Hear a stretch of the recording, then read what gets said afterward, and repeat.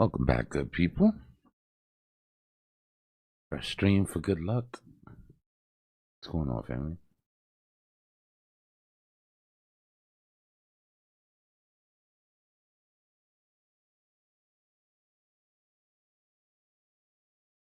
What up, D? A whole hell of a lot, brother, just hanging in there. Knocked a bunch of stuff off the to-do list today. That's good. I need to do that. Lock in and get some stuff done.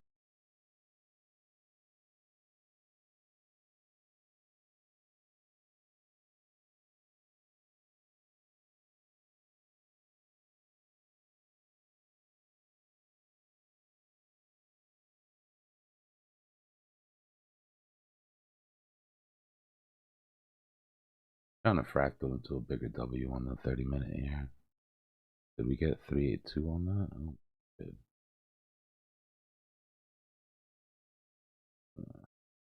Stop this.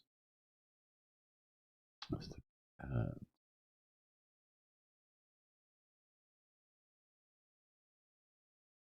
Okay.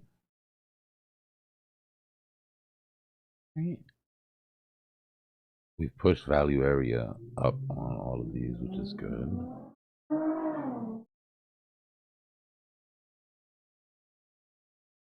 There goes my neighbor with the R8 again.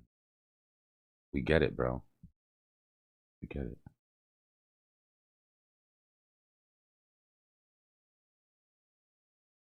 You heard that shit, right? Not gonna lie, that thing is a beast.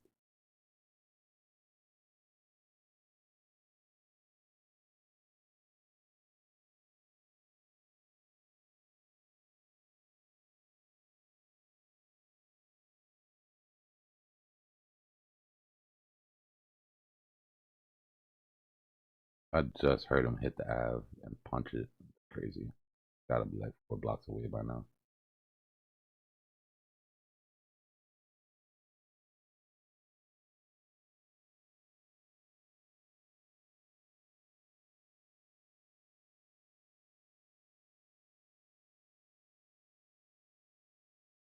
Now we can look at link, but I exited my link position. I had to consolidate and link caught a bad one.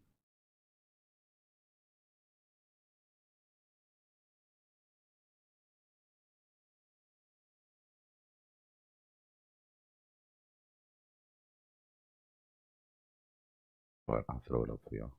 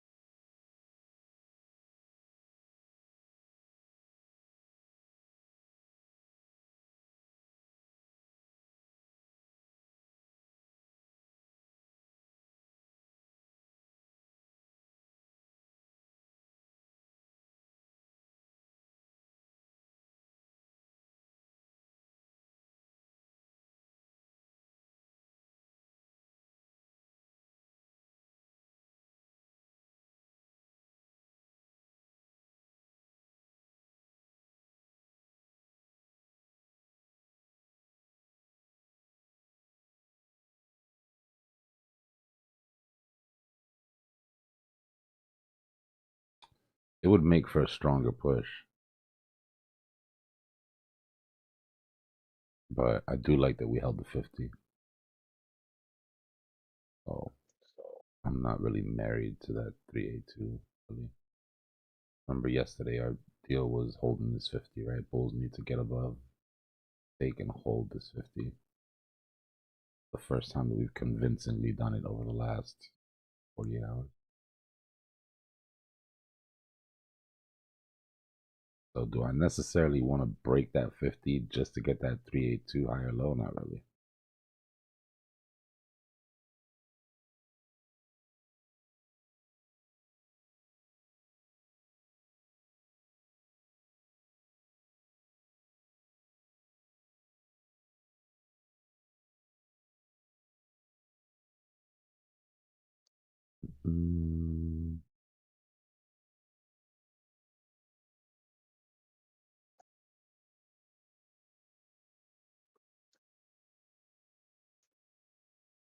I don't want to look at gold and silver.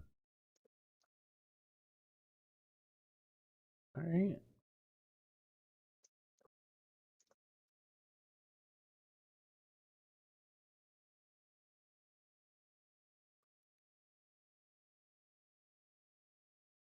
Seems like we avoided that bloody Monday everybody was worried about. Somewhat. Somebody's got an open mic. I'm hearing an echo.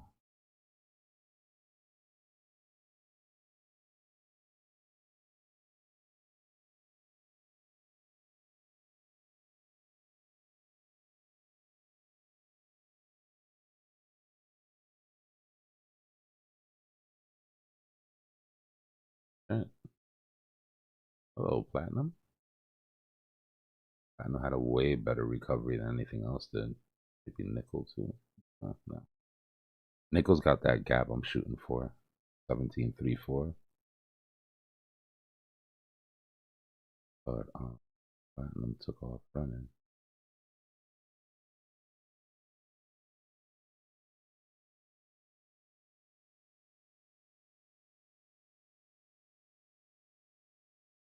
These are the lines in the sand we got to get back over on Platinum, or it's not looking good. Pull this channel. Come in. V shape though, right? You want structure, whether it's that flag or whether it's that high or low. I want some structure here.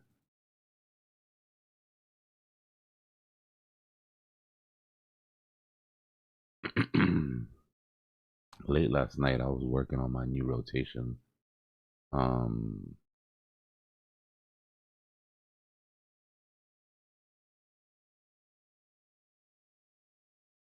So I'm waiting for retraces down to.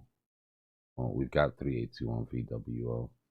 I'm waiting for 382 retracements on most of these. This is a collection of emerging markets ETFs that I'm looking at. BlackRock's moved $2 to $3 trillion offshore. Remember yesterday we were like, okay, gold dropped, silver dropped, platinum dropped, aluminum dropped, nickel dropped, copper dropped, S&P dropped, Bitcoin dropped, bonds dropped, the US dollar dropped. Where the hell did the money go? We were just talking about this yesterday. Like, where the hell's all the money going? If nothing's pumping, right? Where's the rotation? The rotation seems to be in emerging markets. There's three basic ones that I'm looking at. VWO, Vanguard Emerging Markets. Excuse me. Gives you exposure to what they call the global south. China, India, Brazil, right?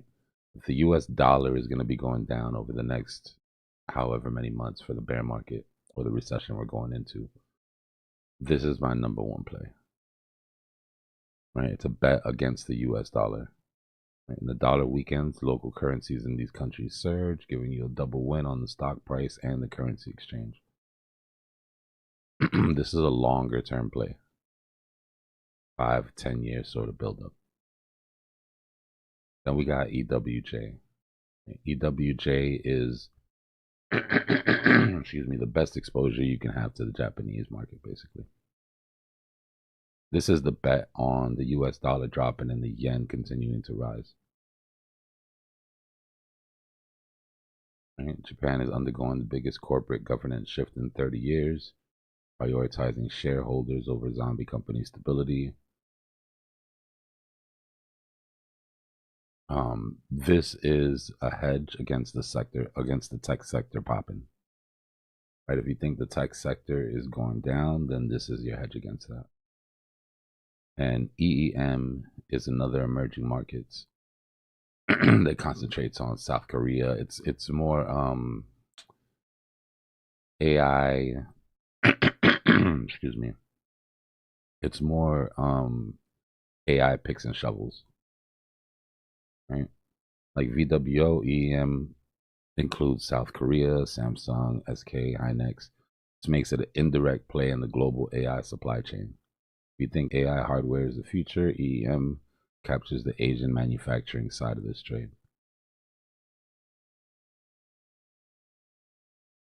So these are the two that I'm currently looking at as hedges for the recession. For the three. We'll keep an eye on these over time.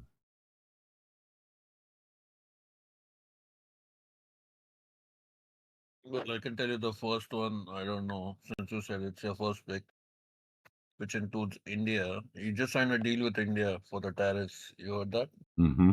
Yeah. Yeah. But we have the worst performing against dollar, our currency, in the entire Asian market. Yeah. Which is why it's a good bet against the Dixie going down. Because all of these currencies will go up if the Dixie goes down. And then, like it says, you have a double hit, right? You make money from the actual stock going up, and then you make money from the currency. All right, these but are these are legacy plays though, because this is not crypto. This is a very different animal.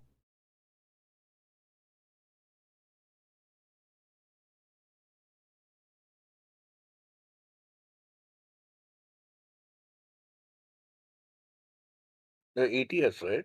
Yeah, emerging market ETFs. I mean, you could go into emerging markets and you can pick specific companies and all that, but me personally, I don't know enough to do that successfully. So for me, it's easier to sort of get exposure to the ETF and just ride that wave.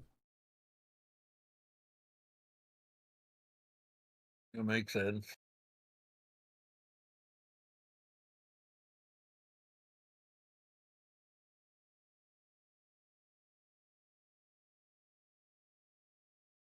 Yeah, I mean, So some when people play that currency game, Khaled. You just have to make sure that that CAD is gaining against the dollar. But yeah, as Dixie goes down, they go up. From a basket of currencies. So every currency in the basket of currencies, as Dixie goes down, they catch a bid. It's all about protecting purchasing power.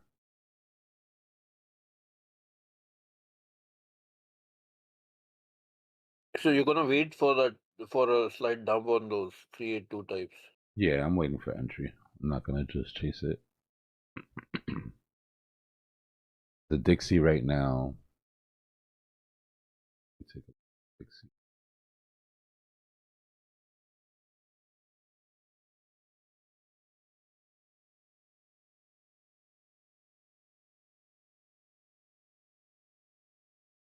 So we're starting to fall out of this, right? But we swung low and we're trying to recover.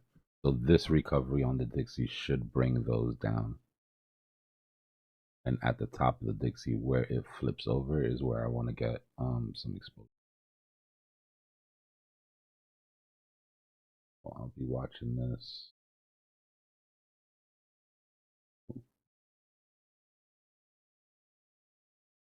Watching this. Damn, I haven't looked at this chart for a long time. We have to go over this chart one day. We've been here for a while. You guys know this chart already.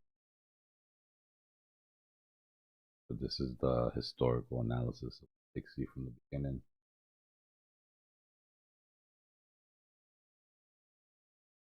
So how come we didn't dump since everybody was expecting it? It did. It did. It lost that level. Was important. Level right here. No, I mean the markets. Oh yeah, well, it's weekend news, man. They do that shit all the time. Weekend news gets you scared. Initially, people come in and sell off, and then it gets bought up immediately. Oh,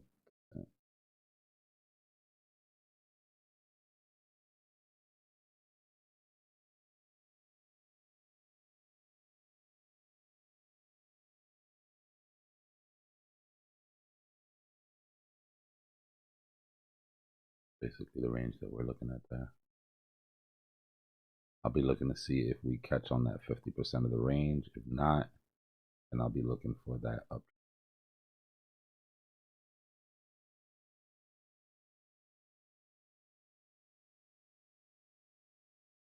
Another thing we can do to check is check the basket of currencies that it's set against.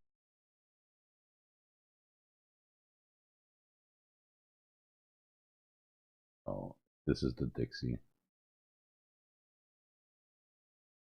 And for this to go down, we need to see everything else setting up to pump. Right? Dixie only goes down if Euro, JPY, British Pound, Aussie Dollar, right? They go down. Aussie's pumping. Pound set up to go. Japanese yen is fighting, but they've got us on their side. We're not going to let that fall.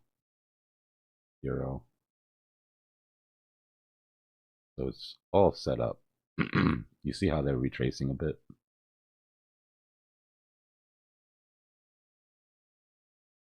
You see how that retracement shows itself on the Dixie going up? So what we need to do is find bottoms on these. And then Dixie will be at its top.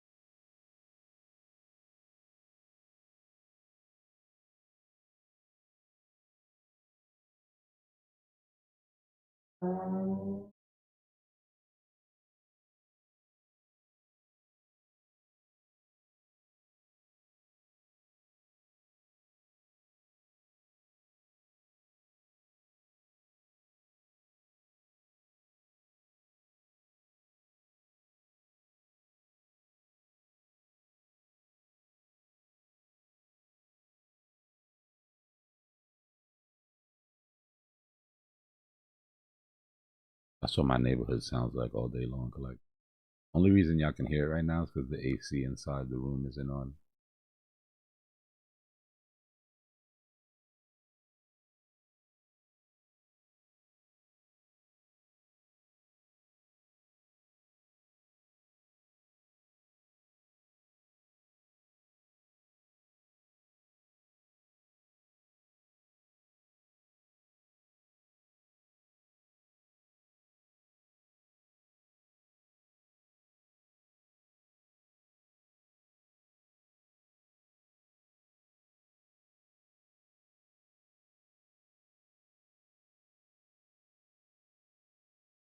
So far, the while you're crying, I'm buying strategy, paying off decent.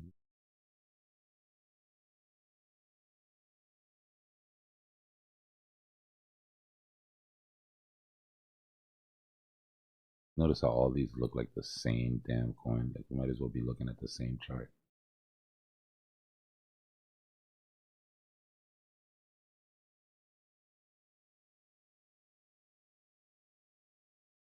That's what you call collective mind share.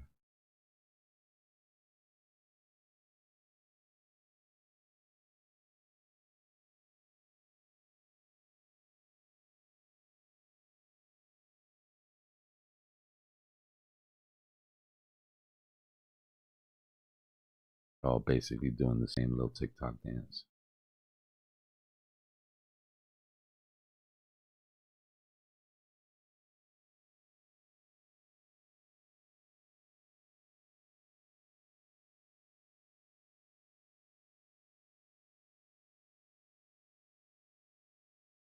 Well, they're not all the same, but everything that has institutional interest looks exactly the same right now. All your ETF. But we do have some bleeders.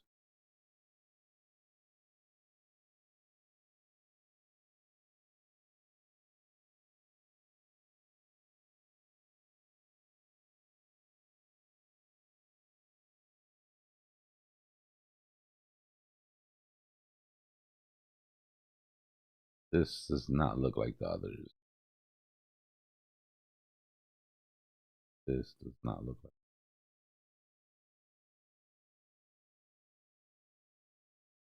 Or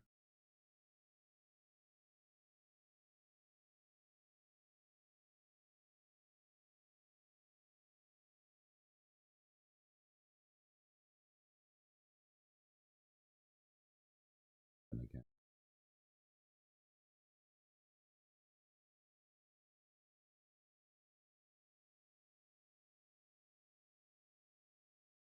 significantly worse than.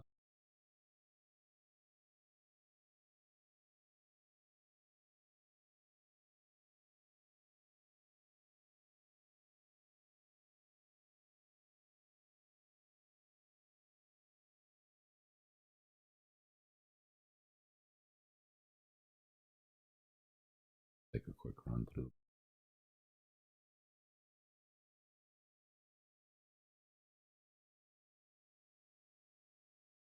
Going from worst to best.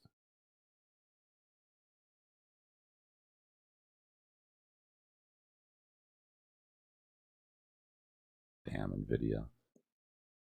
What's the deal? I told you the other day, guys, about Oracle. I think Oracle is going to be the mechanism that brings down our AI bubble.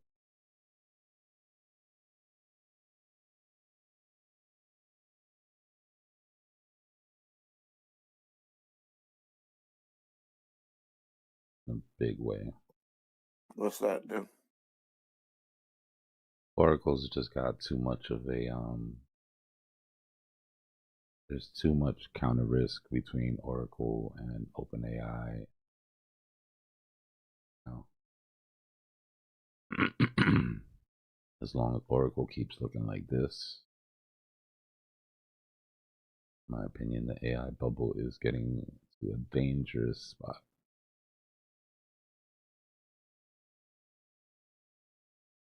Let me find the Oracle.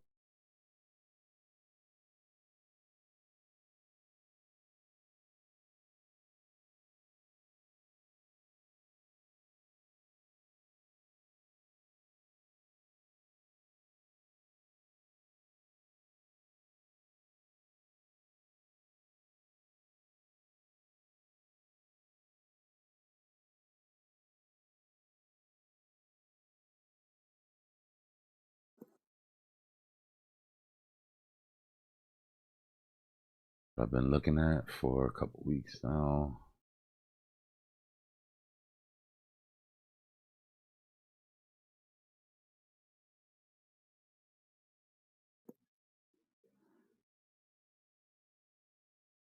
When I said I have a bad feeling that Oracle is going to be that needle that pops the bubble. Well, it's a bubbler. Database software?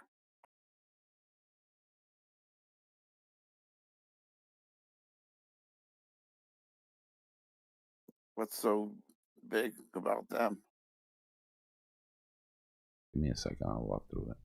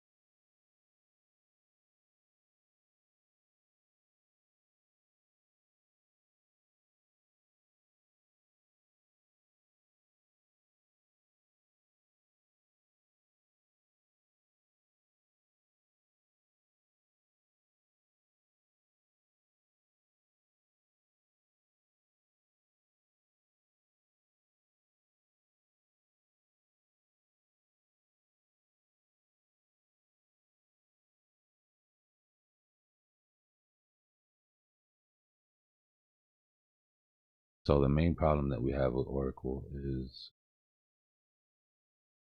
how they're operating right now.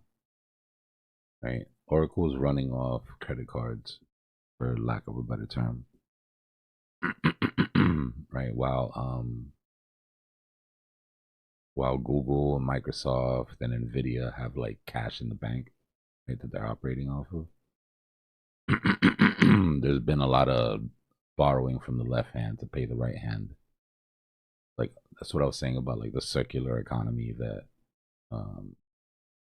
OpenAI and Oracle have. Oracle basically borrows millions or billions, I should say, to buy chips from Nvidia. Right, so they lease those chips. Once they buy those chips, they lease them to OpenAI, XAI, right, other AI providers.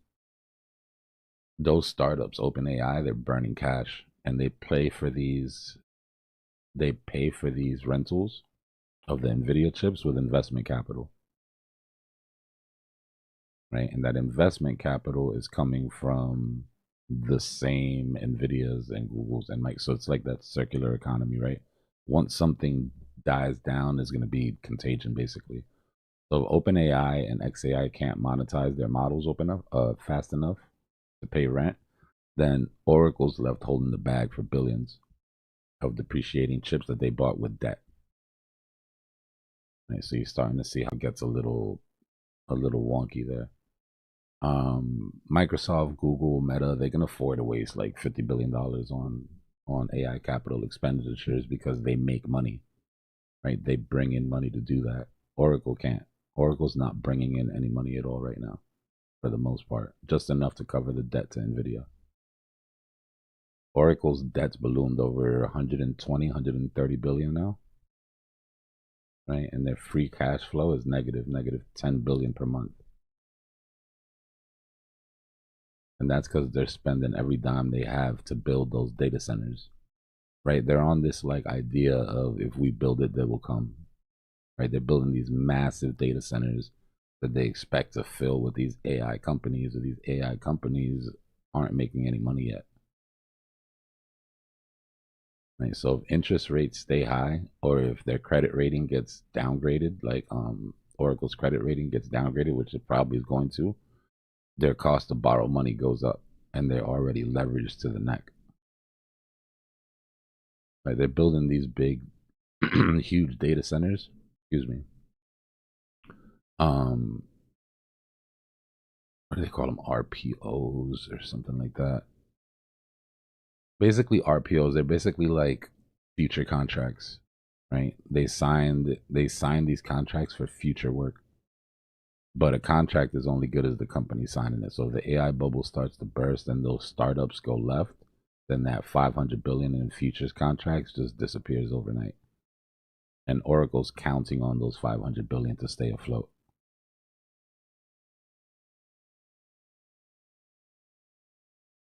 So Oracle right now is staying afloat by claiming that they have high demand for these chips. But some of the reports are suggesting that these startups are hoarding CPU chips or hoarding GPUs just to pump their own valuations, right? So when these AI agent companies come out, they say we have 5,000, NVIDIA GPUs, and that's supposed to make us feel like they're a stronger project, so they get more money, but they're not using them. For all intents and purposes, they're not using any of them. They're just stacking them, which means, if you want to use an analogy, it basically means that Oracle is like a landlord for tenants that don't have any jobs. So Oracle's already down 50% from its peak. If the pop hasn't happened already, it's happening right now. The smart money saw those QT earnings on Oracle and ran. Right? They saw that Oracle was spending $50 billion in capital expenditures while missing revenue targets. That's automatic for legacy traders. They're going to run when they see something like that. So for me, I've been looking at Oracle as the canary in the coal mine, right? If they default or if they halt chip orders, then Nvidia misses earnings. If Nvidia misses earnings, the whole AI sector goes to shit.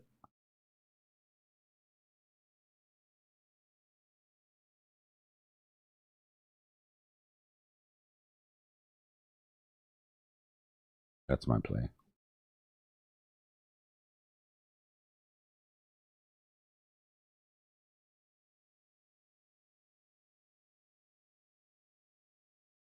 Thank you for coming to my TED Talk.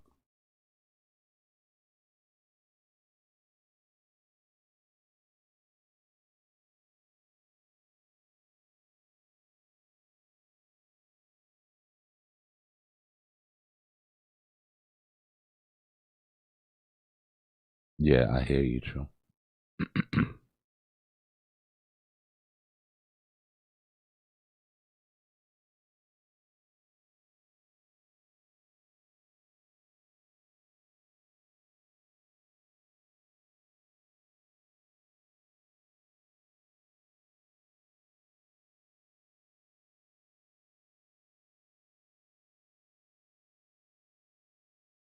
Head and shoulders on what time frame, Alex?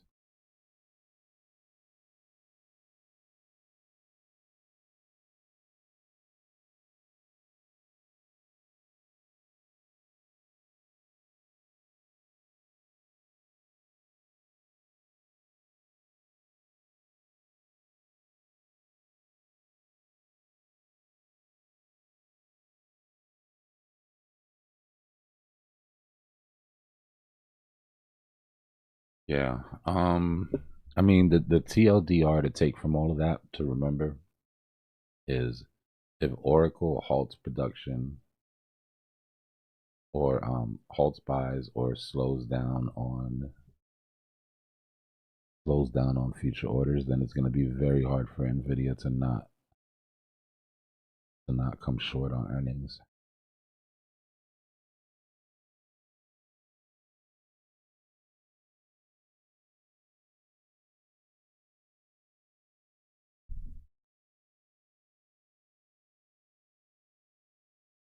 So we're looking for a default on chip orders, meaning somebody ordered chips from Oracle and they can't deliver, or we're looking for them to halt chip orders as the first sign that Nvidia is going to come into some nasty earnings in the next quarter.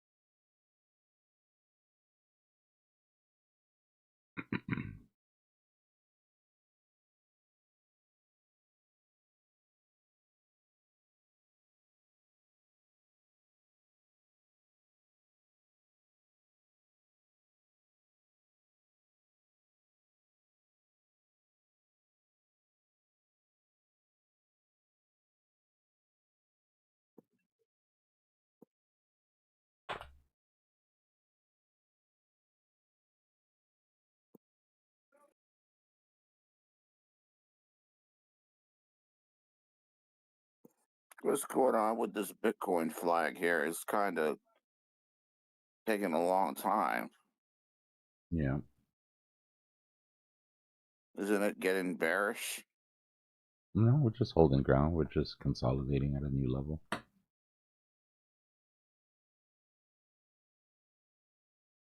We want to break above, obviously, and then start to hold range over the next baby steps. Right now, we're above that level and holding. Pop will worry about getting above this level.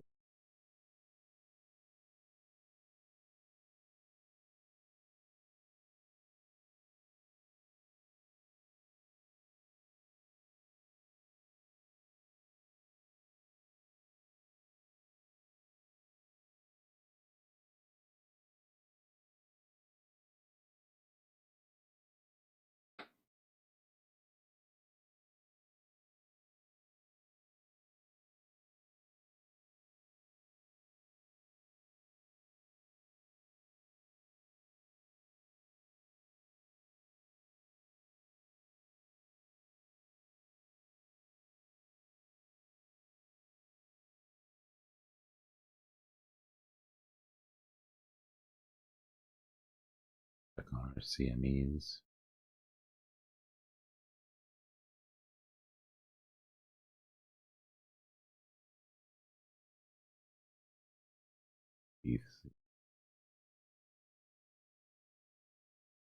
Slowly taking bites out of this.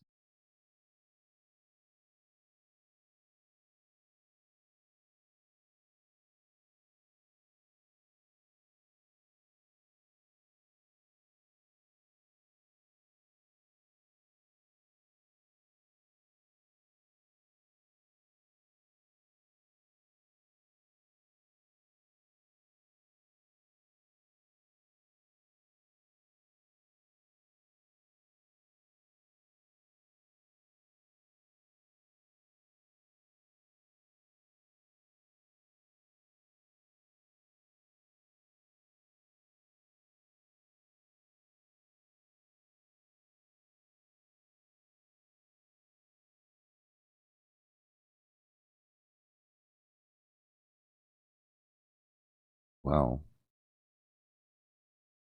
quite a difference between Bitcoin's liquidation profile and Ethereum's.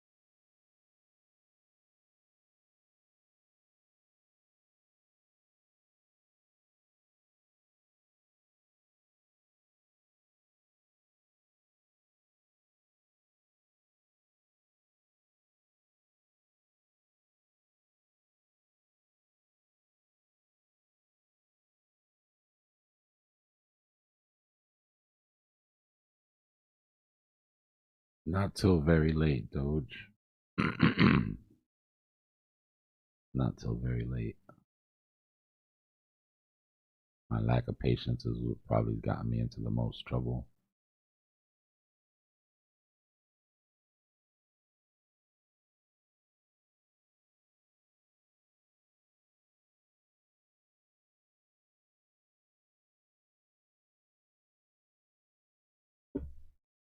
Crypto has taught me patience in my regular life, in my real life. That's definitely a lesson that I took from crypto and I applied.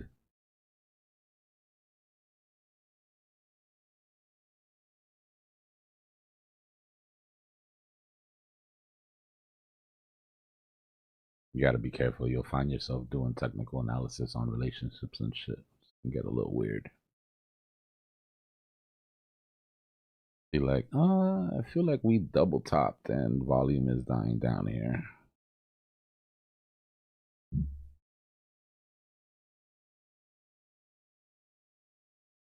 No bullshit, bro.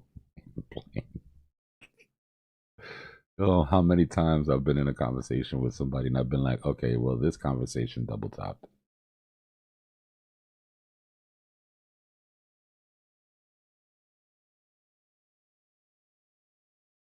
It's difficult because it takes accountability, Doge. You've got to sit down and take you got to sit down and take note of how much shit that's gone wrong in your life was actually your fault. That's not easy for a lot of people to do.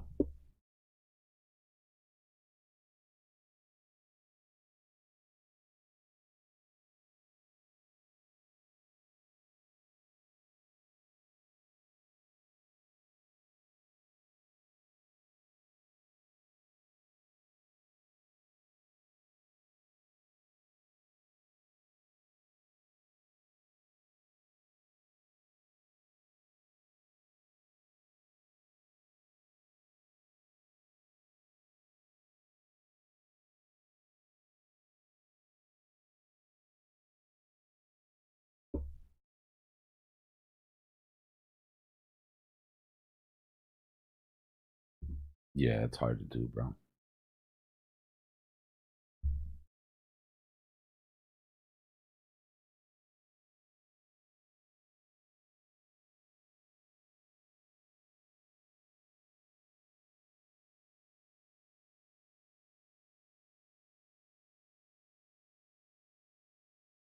A lot of lessons in crypto, though. You know, crypto helped me stop trying to keep up with the people around me as well. You know, you look around at people your same age and your same position, and you look at where they are, and you're like, damn, you know, like I'm supposed to be there, or. But being in crypto, you realize really quickly that people start from a different level, right? You can't compare yourself to the guy that's been in crypto for 4 years that started with $1 million, and you've been in crypto for 8 years and you started with 1,000. Right? You can't expect to be in the same place, even if you're a better trader than them. So that sort of thing gets taken into life, right? You see people in life and you're like, oh, they got this, they got that. You have no idea where they started from, right? The leg up that they started with.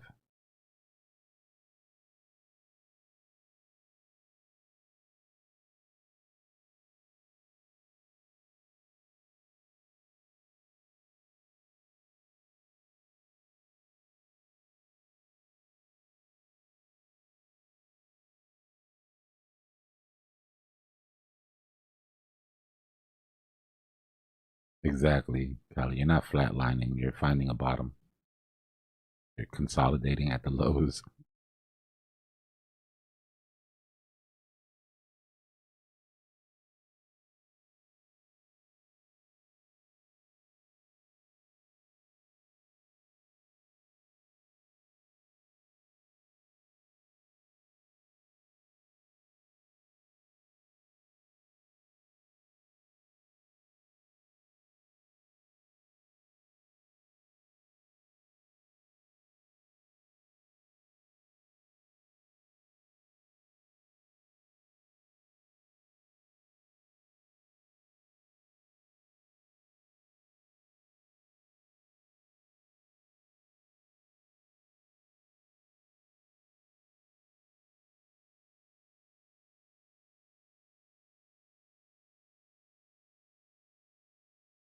I think it starts with a realization that you're more than just the things that have happened to you. People internalize the shit that happens to them in their life.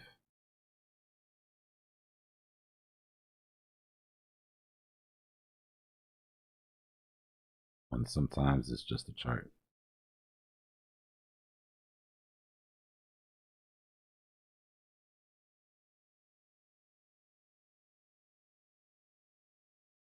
I would like to see us make a little move here before agent session.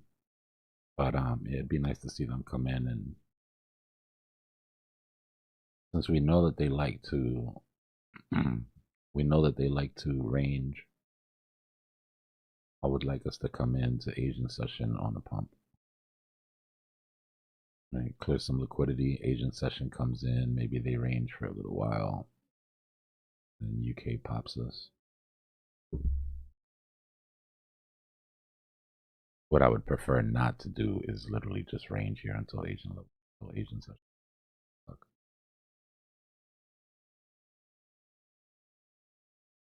A real waste of time.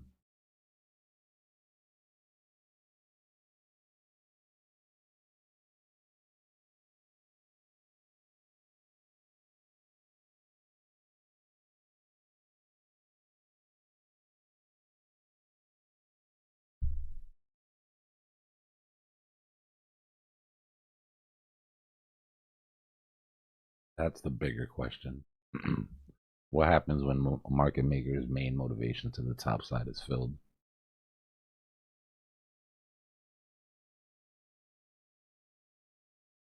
You know, do whales take control again? Or does the market maker hold it together and take us through these licks? Plenty of money to be had up there.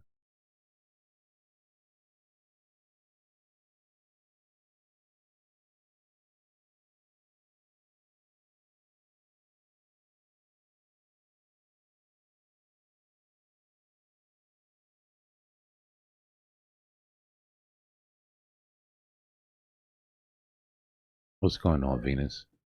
Yeah, but I consolidated. I got rid of a couple of my alts. I only bought back on Sol Sui, ETH, and Bitcoin. So heavier weight, but smaller amount of positions. I need to be nimble, right? I need to be able to close all of my positions on the drop of a dime if I need to. So I had to consolidate a little.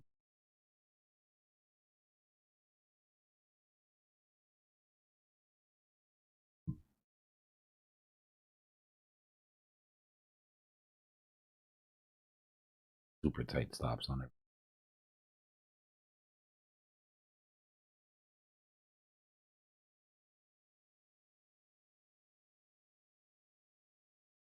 My strategy for the next couple weeks is if I'm right, I'm right. If I'm wrong, I'm out. There'll be no hesitation. What's going on, Ghost?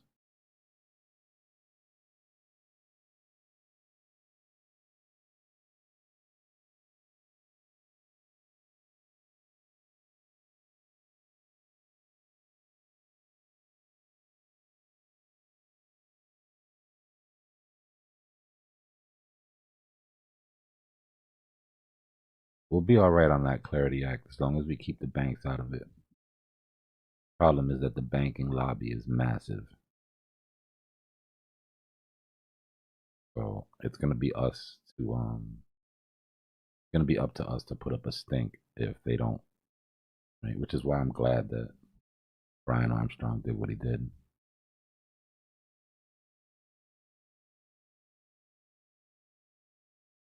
What's up, D? I was speaking to myself. I forgot to put my mute on. What's going on, brother?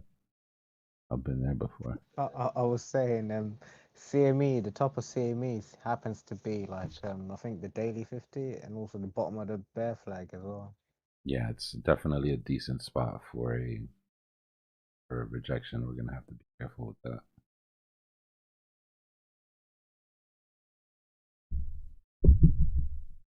But I also want to remind people that when we were at 74, and I was saying we could go back up to 84, everybody was quite happy with that idea because it's $10,000 up from where you were underwater at. I just don't want that to change once we get up there and start shooting higher without, without evidence that it's possible.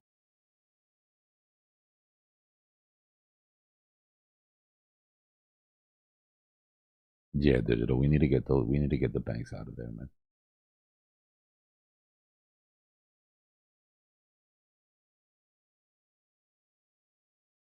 Somebody needs to stand up and be like, if you don't like it, then don't carry stables. Right? If you think it's gonna affect your business, then don't offer stables. Nobody's forcing you to offer stables. But you're not going to do that, right? Because everybody will just go to a bank that does offer stables. So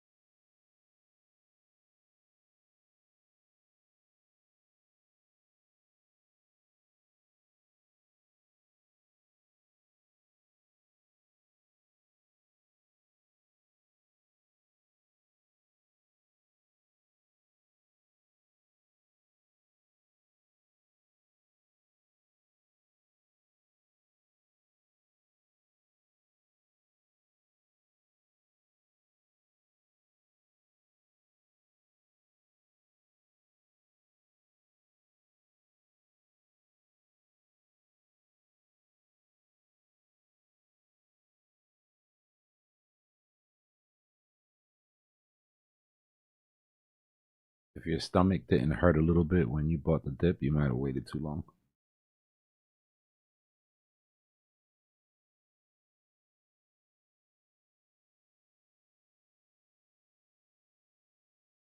I like that nervous butterfly in the stomach feeling when I make my buys.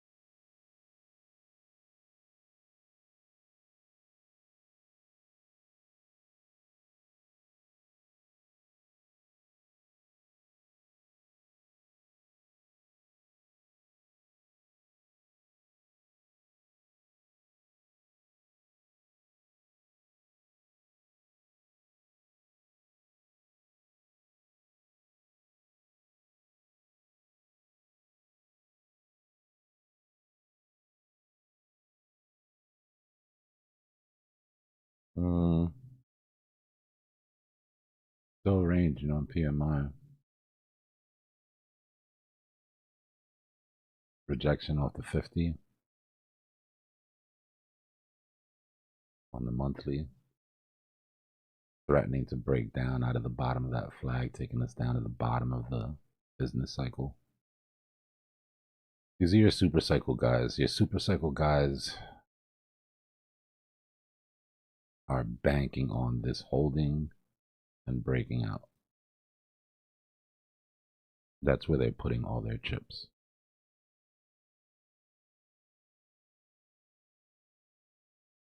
I can't say I agree.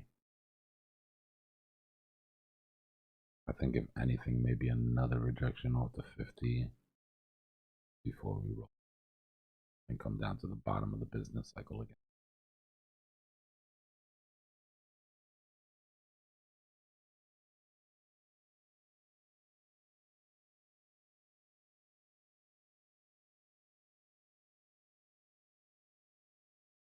Yeah, it's down to 47.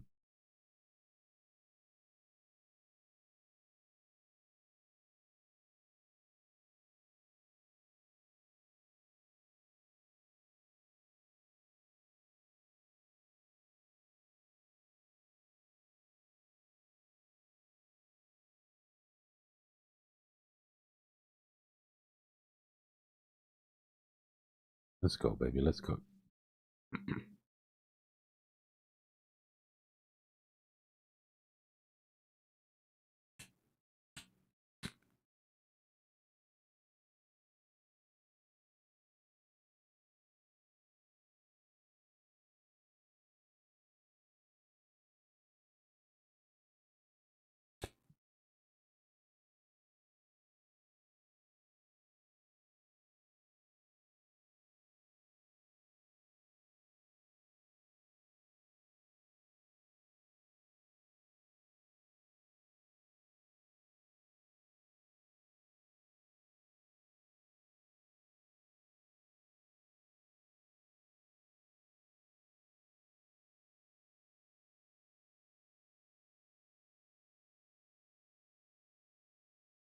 New daily on silver.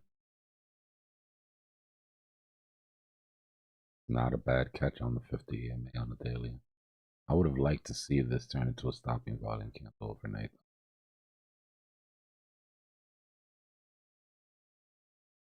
Personal.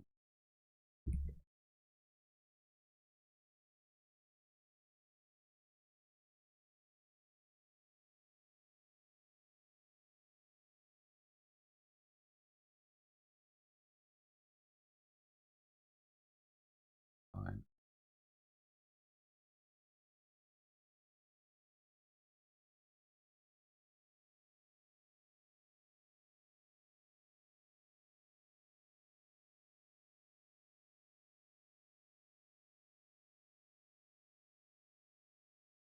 Stopping volume candle W on the hourly.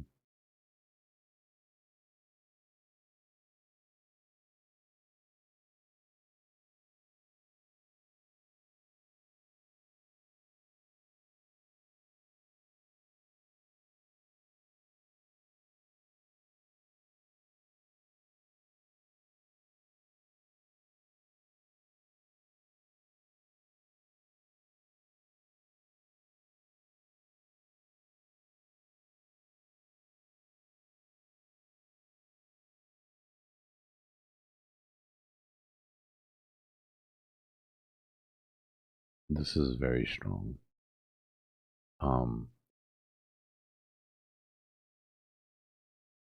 You know, we've got our stronger W's and our weaker W's, right? Our stronger W has stopping volume candles on both the left and the right. Right, nice accompanying volume on the bottom. The strongest of all W's are ones that have stopping volume candles, but run through multiple sessions. Yeah, everybody, Asia, UK, and US both had a part in building this W. That's what you want to see. You want to see everybody on the same page. Have we made it to the type 3 trade yet?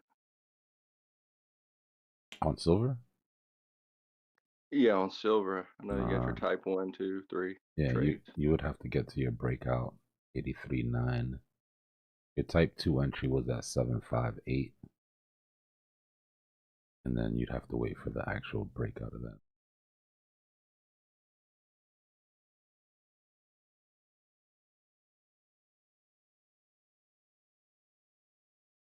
Yeah, I think it's strong also. A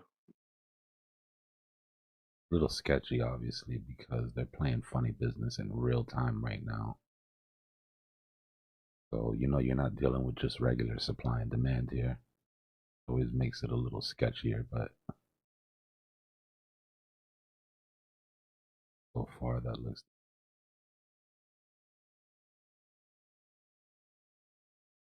But yeah, if you can catch a W that spreads through multiple sessions, those are usually stronger. And you're only going to find them on, obviously, higher time frame.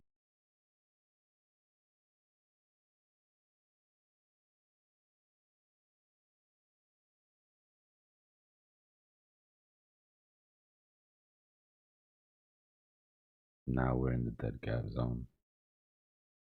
So we'll see if regular price action can take this to break. If not, we'll be looking for a break during Asia.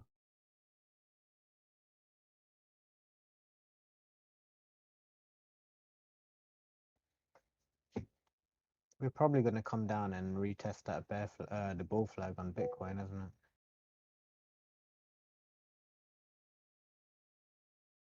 On what time frame? Works out to be the 800 EMA.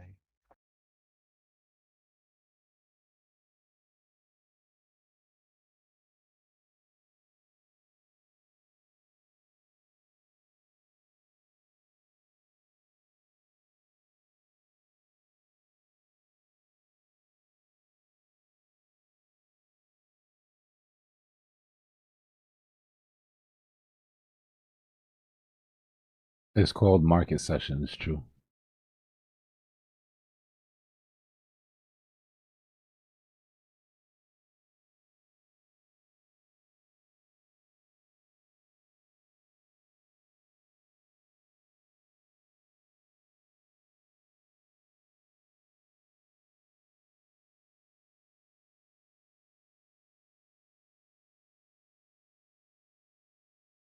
See what I mean? It's not like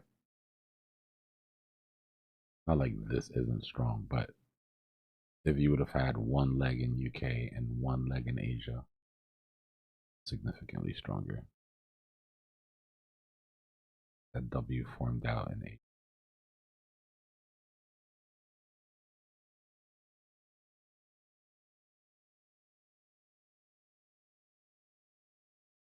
I think the creator is TTC, true. But there's a bunch of moon stuff on there that I take off. I only keep the sessions on just because it's cleaner. And I like that it doesn't print it on the actual candles.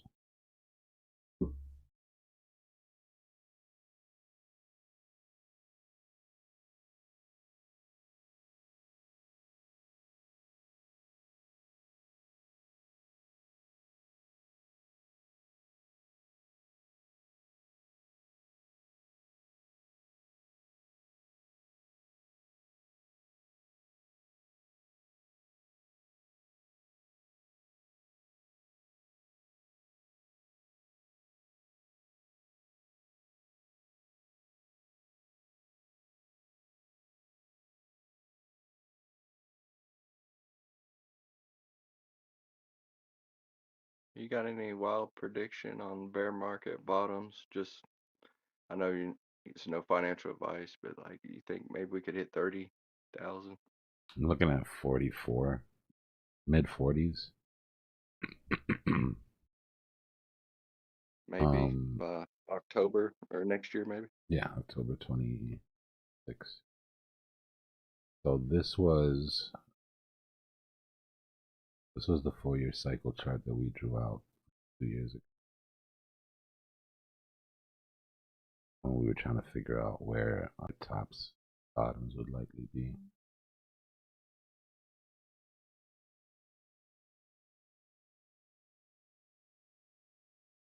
Right, so we did a bit of a GAN analysis here just to see some of the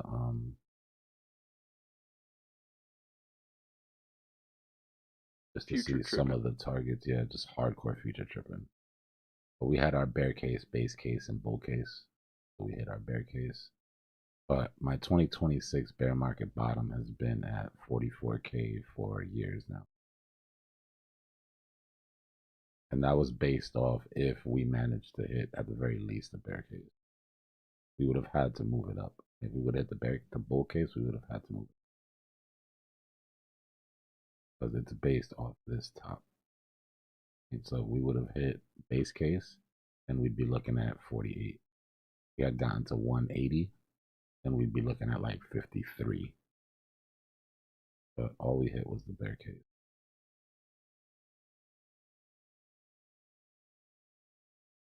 And that's also what got us our 2022 bear market bottoms. Missed it slightly. Right? So pissed, bro. I was shooting for this vector right here. The entire bear market, I was shooting for this vector right here. And it gave us our 2022 bottom right there too. I was all but convinced, bro. I was so.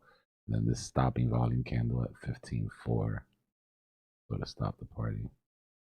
So I missed the bottom by $700, something like that. And then had to quickly pivot and start buying up. Now that I've kind of rode through the top, I kind of see the mental, the psychological of how the news and the hype, and then going through the bottom, everybody thinks it's over and can't do anything. That's when you need to be looking to like get in. Exactly. I've got a rule of thumb. Every time I hear somebody say crypto's dead, I have to buy some. We get to the bottom. And that drum beat will be loud, bro. You'll hear it from everybody. Crypto's dead. It's over. This shit's never coming back. Anybody that was here during the last bear market remembers me saying, you guys need to stop saying that because I'm out of money already. And I can't continue buying. I can't continue buying every time you guys tell me that this shit is dead.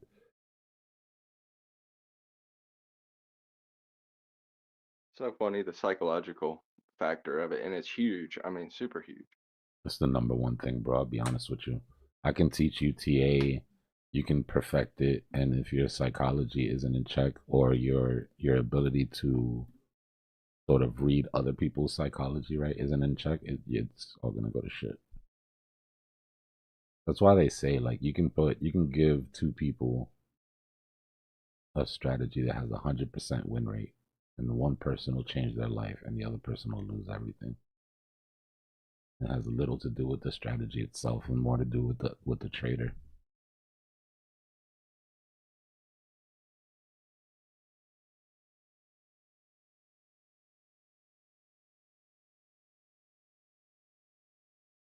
It's like you got to go against your instinct or what your natural reaction might be.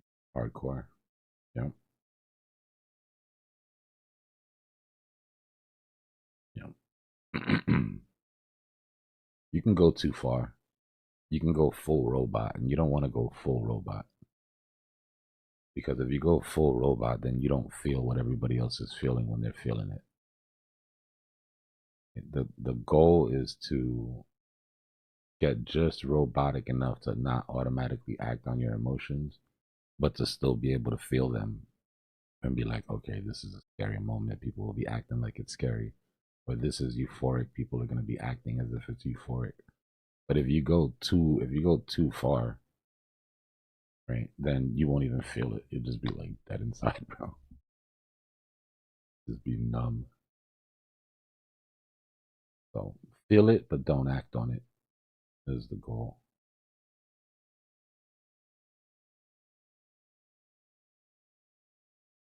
Guys, don't forget to smash that like, hit the subscribe button.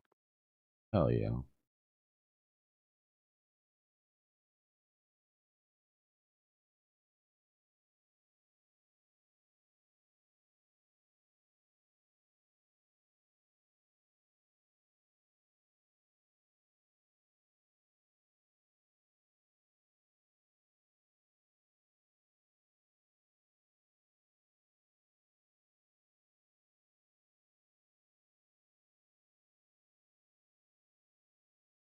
$44 is an easy number for me to remember. Not that I'm targeting that, but I got something in my head, and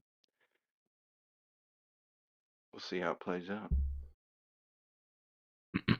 I will probably have already DCA'd into position before we ever get down to mid 40s. Only because I have zero interest in trying to snipe the very bottom with a full bag. Seeing how that works out before. So for me, it's simple. Once we get underneath, and this is a metric that I've used on almost every bull market.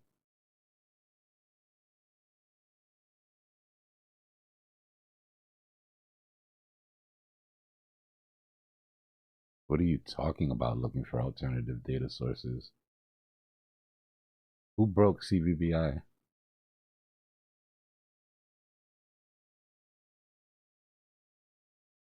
All right. Well, anyways, typically when the CBBI is underneath 10, I start to make buys on every red day that we have with the CBBI on the 10. And the main one is going to be the one everybody likes because it's easy to. The main one's going to be our Ichimoku.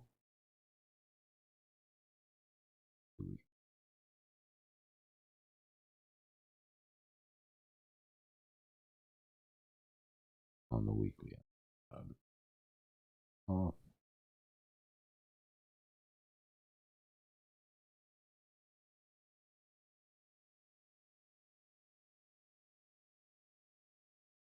So Ichimoku on the 2-week. Right. We'll be watching CBBI get pretty low, probably make a couple buys here and there.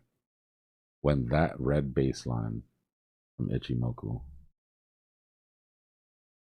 when that peaks out of the cloud, right, the cloud that we're in now, that when this comes down and finally makes its way through this cloud, at the moment where it leaves the cloud is typically your bear market bottom.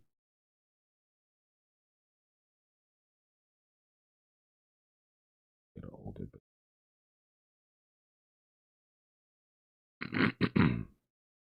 at the moment where that red baseline leaves the cloud, typically your bear market bottom.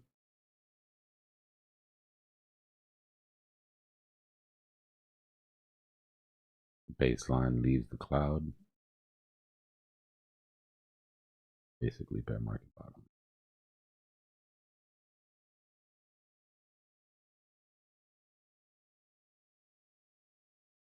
Every bull market we've ever had.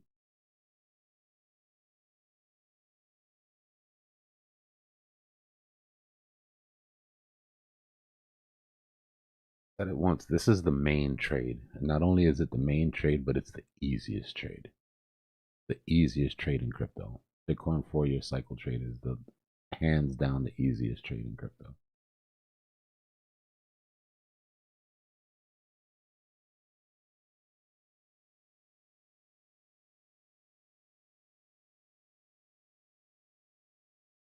And obviously we'll have our 4-year cycle indicator, which is also going to be giving us our DCA bubbles. Right? You got one DCA bubble before the very bottom, then the bottom DCA bubble, and then it tells you how long it's okay to continue to DCA before it starts to get, you know, the diminished returns.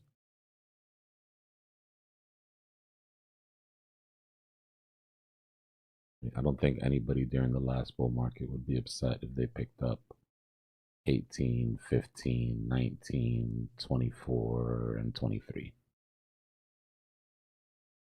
Their buys.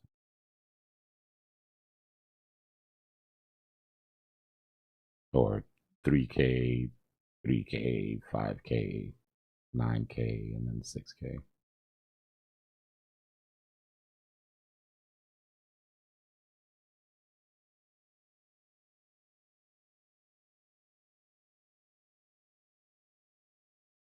Very simple buy and hold.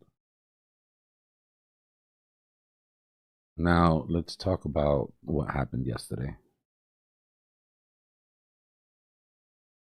Yesterday, we fell out of our Ichimoku cloud and we opened a new candle underneath. Right? In the past, when this has happened, you go into your capitulation phase. Right? You see a little retest of the cloud here, but it doesn't come back into the cloud and it rolls over. Here. Soon as price breaks that cloud. Here we had a little bit of a retracement. Isn't bad, actually. We'd be looking at 49% retracement there. But then eventually just stabled out and sort of flipped over. This is on the weekly. I'll show you why this isn't something to look forward to in a second. Same here. All right, leave the cloud, capitulation. So the reason that I say that it's not, well, let's go to the Gaussian first. That's the Ichi on the 1 week. Go to the Gaussian channel. Gaussian channel on the 1 week. As soon as you break the bottom of that Gaussian channel, you go into your capitulation. Right? As soon as price breaks the bottom of that Gaussian channel, you go into the capitulation. This was when we were illiquid and things. We didn't break that while. So where we are now,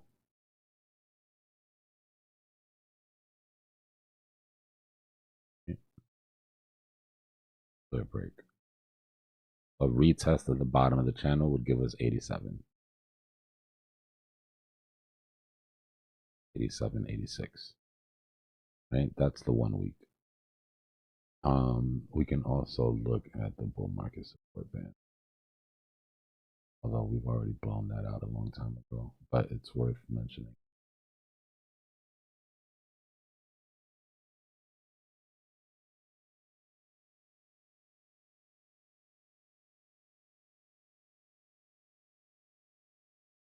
So here's the bull market support band on the weekly. Losing that was our first sign that we had hit our tops. Right? That was the first signal that fires right after the 6th. We lost the bull market support band on the 20th. We de-risked here in this channel on the 9th. Right?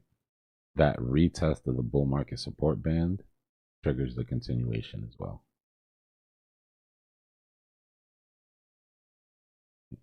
You lose your bull market support band, you retest it, and then you go into capitulation.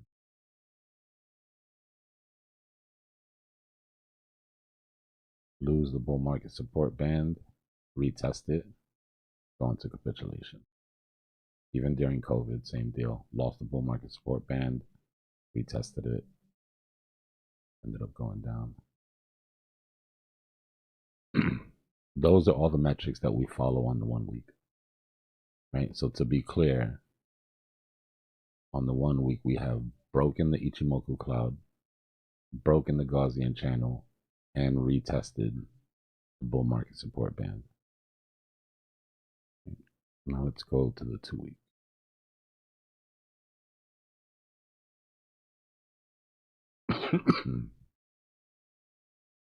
On the 2 week channel, we've come down into the Gaussian channel on the 2 week chart.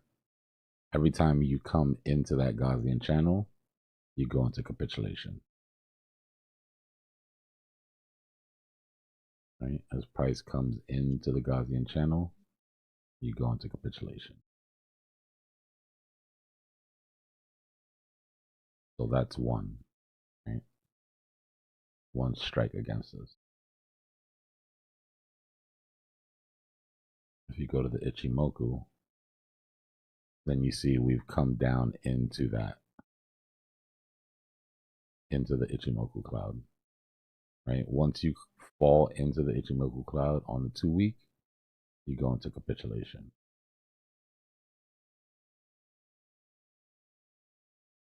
Right? Cloud was very thin there, but the second that you lost the cloud, you went into capitulation.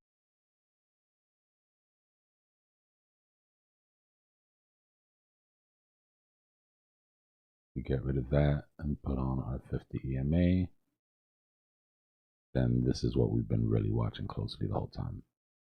Right? When you lose the 50 EMA on the 2 week and you open candles underneath, you go into capitulation.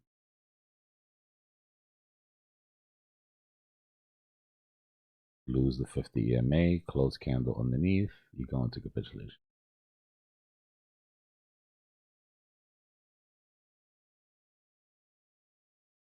Lose it, capitulate. The only metric that we haven't broken is the structural one. There's literally only one more thing keeping this from, in everybody's eyes, even those people that are like holding on for hope, that are keeping this from being a bear market. And that is the fact that we haven't broken structure. This is what everybody's holding on to right now.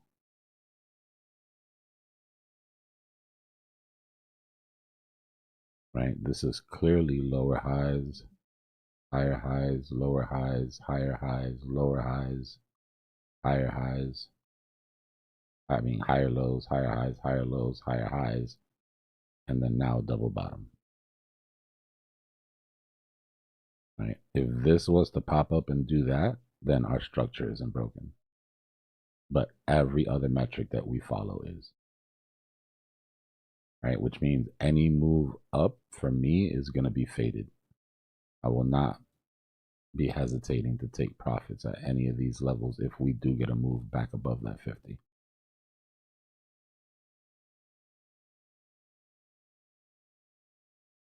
Right? Possible levels for us to reject from that we have to watch.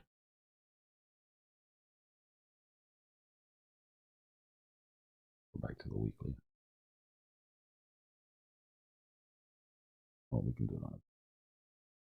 50 EMA. Great place to reject. Amazing place to reject. That gives us our CME gap. We hit the bottom of the thing, blah, blah, blah. We hit the bottom of the bear mark of the bear flag that we broke. and then roll over. If we get above that 50, then you can start to consider a further correction to the top side. If this breaks, every single one of the boxes on the checklist is checked off. The 2-week already closed. 2-week closed yesterday.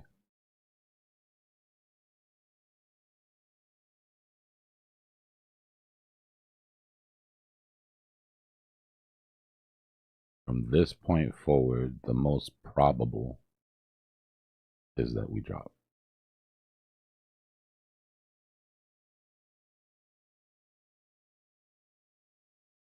The M2 with offset.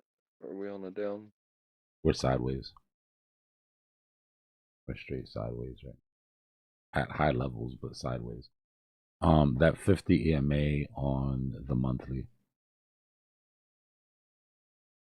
And we go back in history and we look. Right, that 50 EMA on the monthly has held us a couple times. Dropped here during the last bear market. But this is sort of what's adding some of the bullishness to this counter trend rally that people are looking at right now. Yeah, we're at 1, 2, 3, 4 red months in a row. I mean, if we go back and look, we had 1, 2, 3, 1, 2, 3, 1, 2, 3 before corrections, even if they were only 1 month corrections. 1, 2, 3, 1 month correction. After we capitulated in 2018, we had what, 1, 2, 3, 4, 5, 6. But that's in the capitulative phase. Up here where we are now, we strung 2 together before we had a relief month. 1, 2, 3, 4, and then a relief.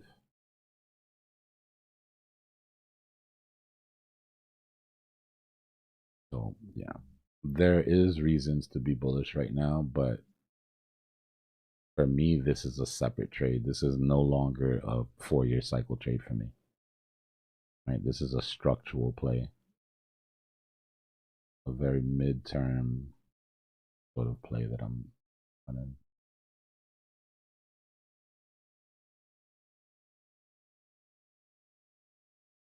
Now, what would be great,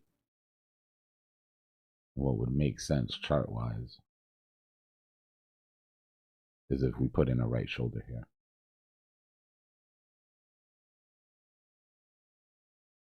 Right? That's what would help my trade bias the most. Right? Which could easily be just a rejection off of, 100 or something.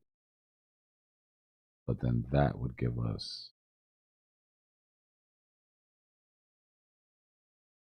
a nice chunky head and shoulders.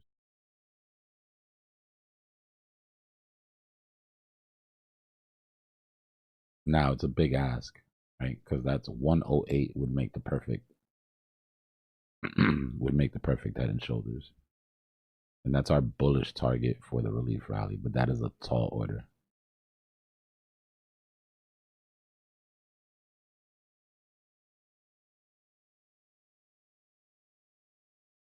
Probably end up just putting a lower high.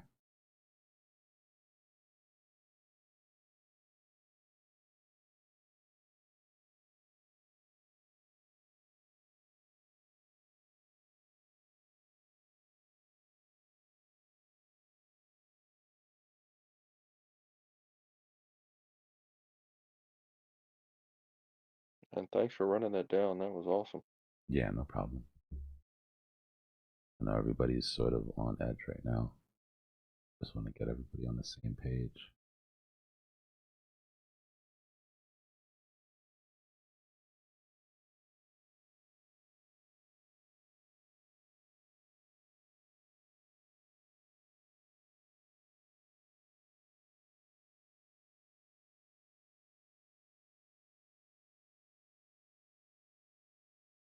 Everybody can decide to play it the way they want to play it. I just want to make sure that in here nothing sneaks up on us. As long as you can see both sides of the coin and then you can make your decision on how you want to play it, then that's cool. But I'm not here to pump hopium or fear.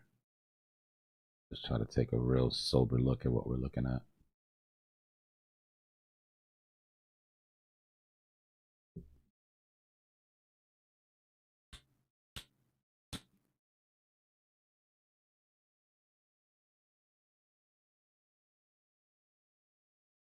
As far as things that back up the idea of some sort of move here, we would look at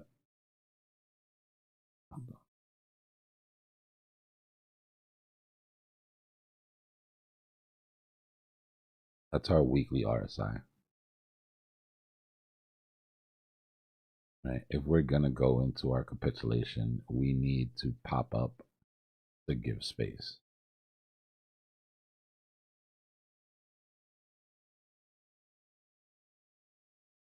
Right? We didn't hit bottom until the bottom of the bear market.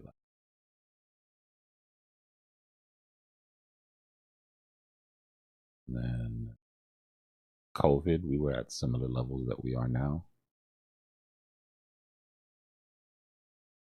2018 bear market, we were at similar levels that we are now.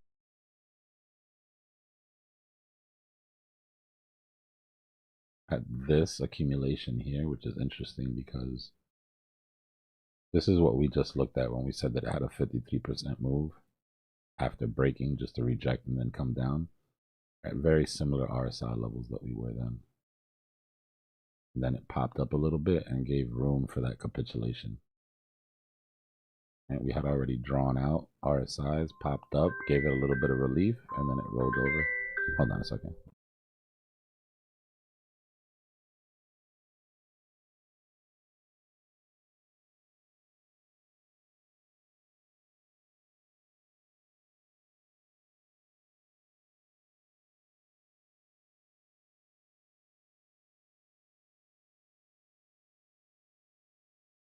I've been seeing these iguanas on Facebook, like laid out down there in Florida. Have you seen any of that?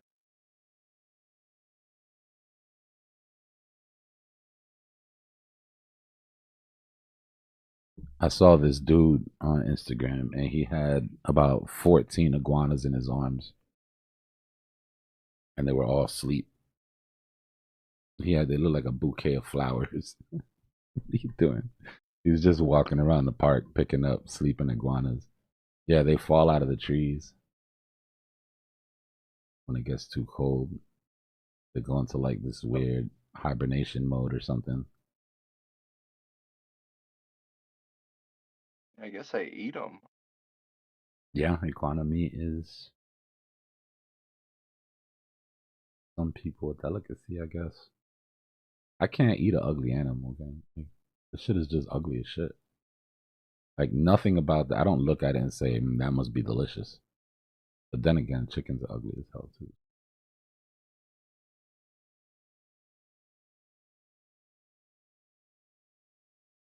I appreciate that, Jamie. If you rewind the stream about 40 minutes, you can catch the whole breakdown. Yeah, it's from the cold, Austin. Cold shuts him down.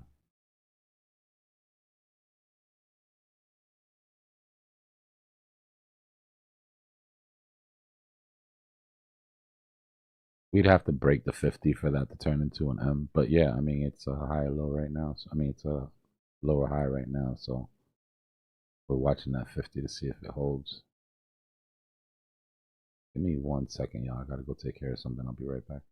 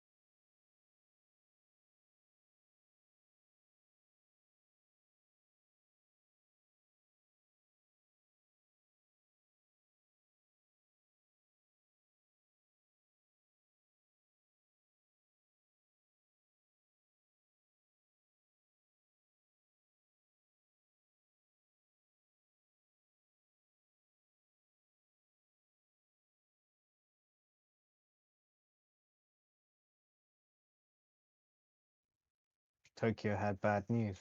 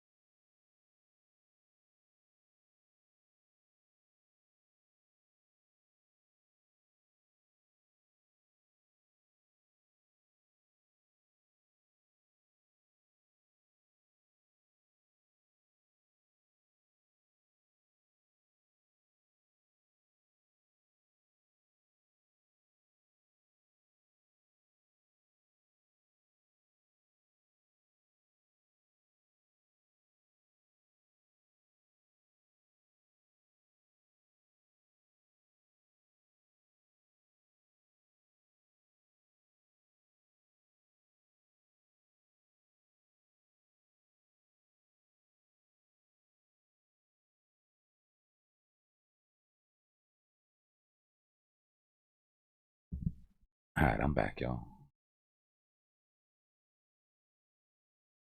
Order some food.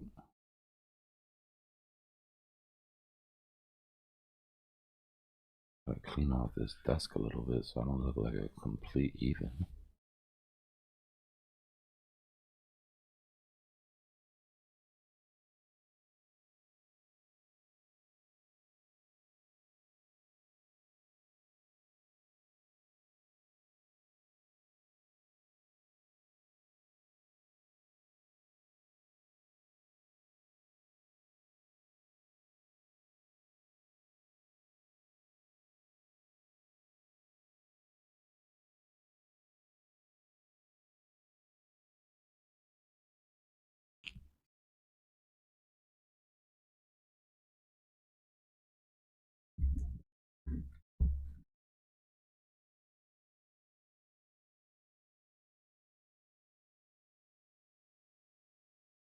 Oh shit, hold on. Give me a second.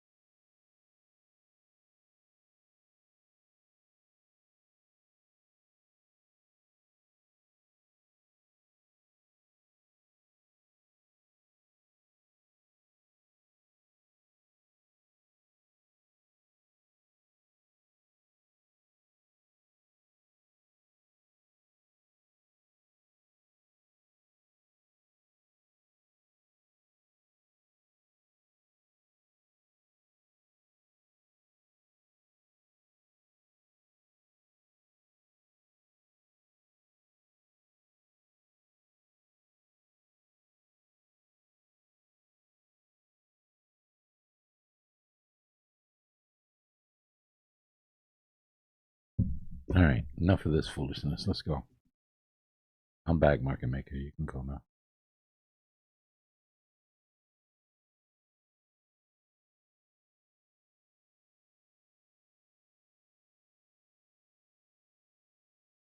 Yeah. UK did their job. And surprisingly enough, US didn't dump on us.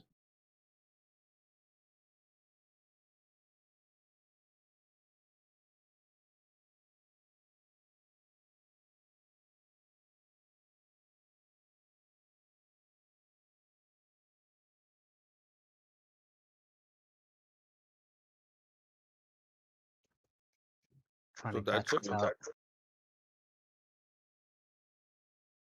Sorry, Sorry, go what ahead. No, I was just saying, so that's it. We've had a fun day. Now we'll go down. yeah. US trying to catch us out. We expected it today. We'll do it tomorrow, Wednesday.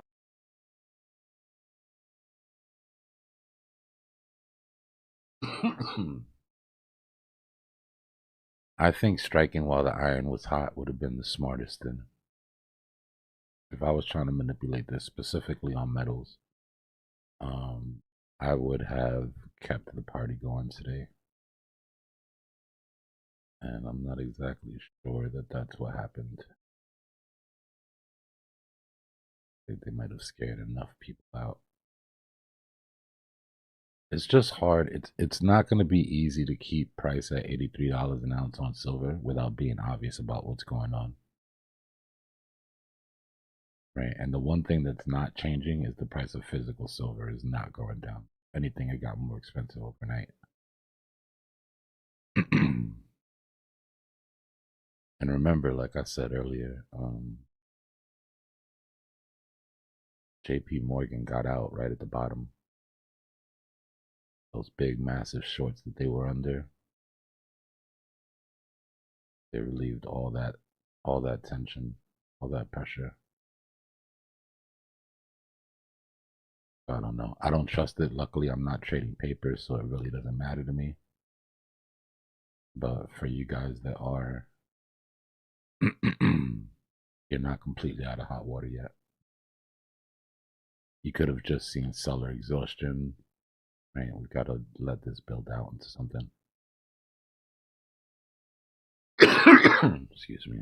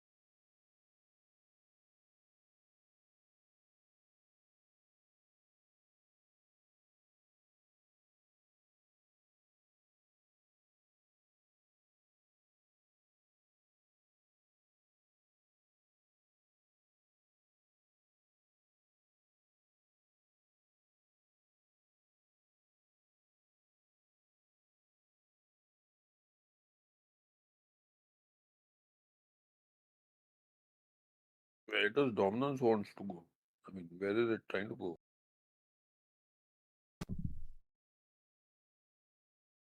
It's in the 60s. Just kind of scary.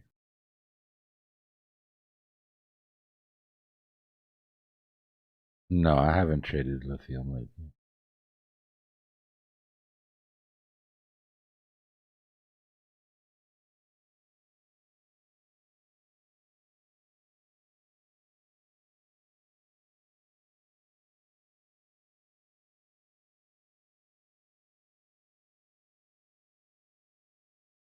It's crazy that Bitcoin hasn't gone underneath 50% once on dominance.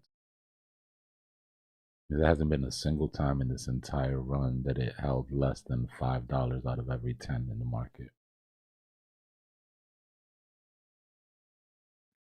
I mean, that's largely due to the ETS, right? Yeah, for sure. For sure.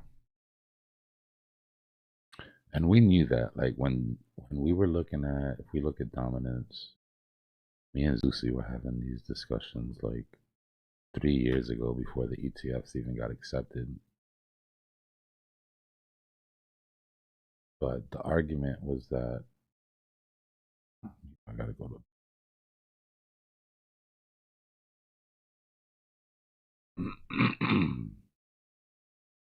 yeah. So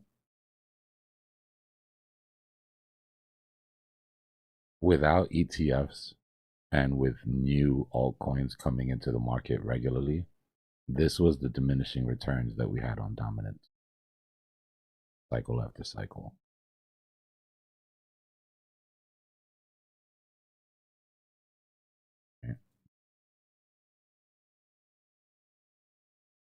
At the beginning of every alt season, you would get that big drop on dominance. Big drop on dominance. Then we got ETFs. And dominance just went to levels that it shouldn't have been at with the amount of coins that we have. And remember, we had way more coins now. In the double-digit millions versus 10,000 coins here. And dominance still did what it did. Quite impressive. And if you're wondering why the altcoins didn't have this run, because remember, as dominance drops, alts go flying. Alt season. Right? Should be the start of alt season. Dominance never dropped.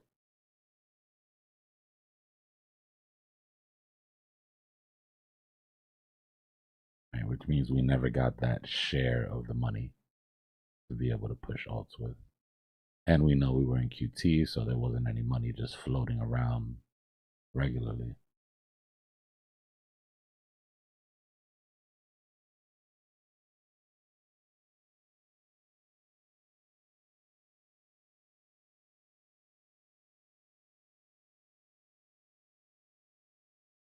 So you think till the next bull market that, I mean, till we won't have dominance go down at all, like below 50? No, I think it will.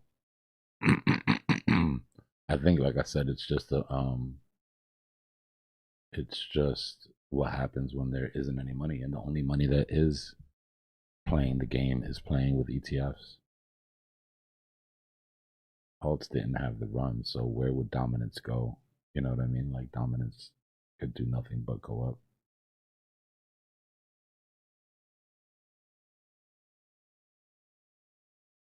I mean, the fact that gold, silver, everything did so well, that means nobody wants to get into crypto. Like they're done and over with this shit. I would imagine. I mean, that's what happens every 4 years. Every 4 years, big chunk of people leave and never come back.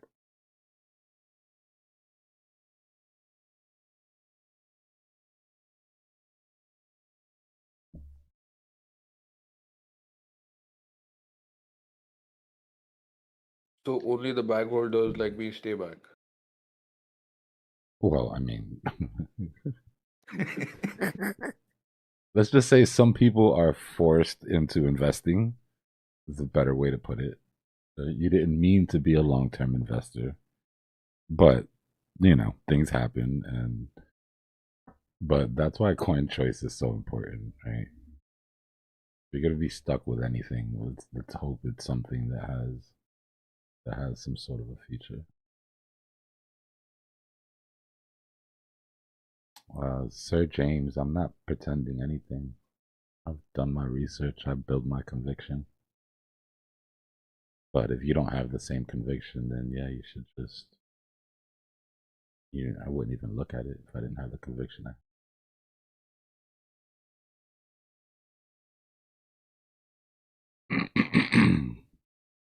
Just trade metals or something.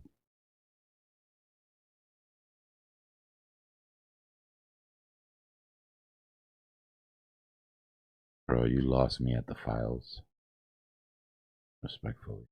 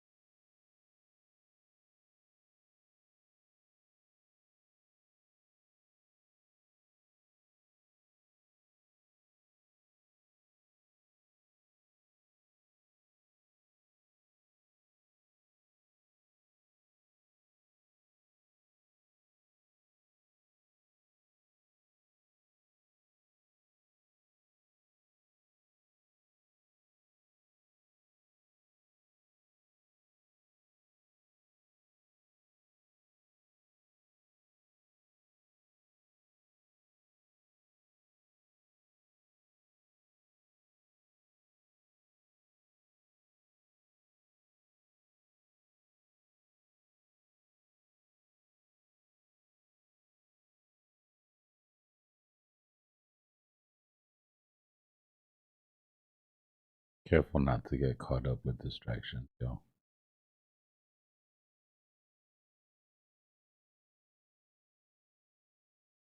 And like I said, build your own convictions past just dollar go up, Understand why you're investing in certain assets. That way you're not easily shaken off your square.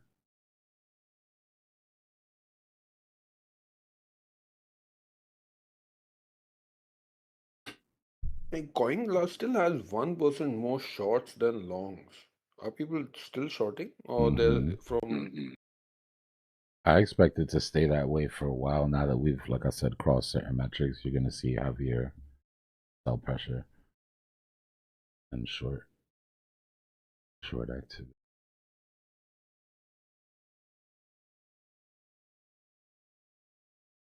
But we know how that fuels runs too, right? Easiest way to look at the part of the market that we're in right now is just trade momentum. Right? Nothing is a given. Expect bearish patterns to play out at a higher rate than bullish patterns. And trade the momentum as you see it. I used to be terrified of counter trend rallies. But once you really just get a grasp on mean reversion and understand that things don't just move in one direction, right? The game is the same. The probabilities are just slightly skewed. And you can see that when you go to like Bukowski, right? Like if you go to, it's YouTube Inception. When you go to,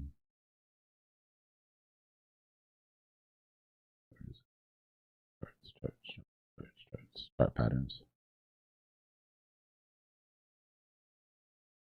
Right, you'll see that the percentage is different for bull markets and bear markets. Right, there's a slight percentage different. When you're in a bear market, your breakups have a lower percentage of playing out. What used to be a 62% now has a 58%.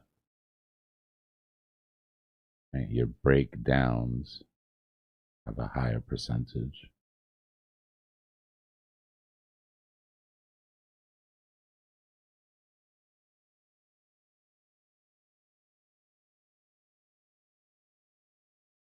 It's not always severe.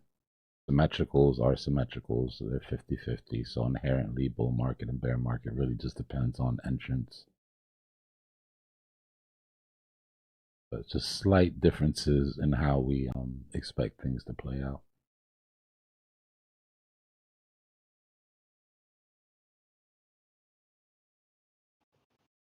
Because I'm bearish, I see an M forming.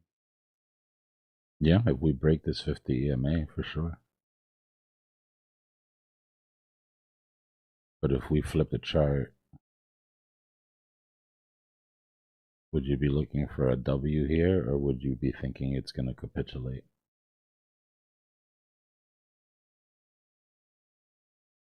Remember, your green candles are red candles, and your red candles are green candles upside.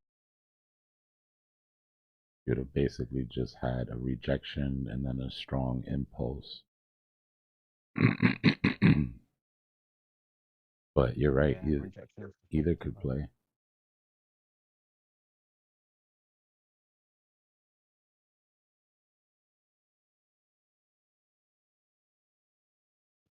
But it would only take us back to retest the M anyway. So. Yeah, I know, right, Neve? Not the M, the W. I told you, I'm playing every damn CME gap from here until they get rid of it.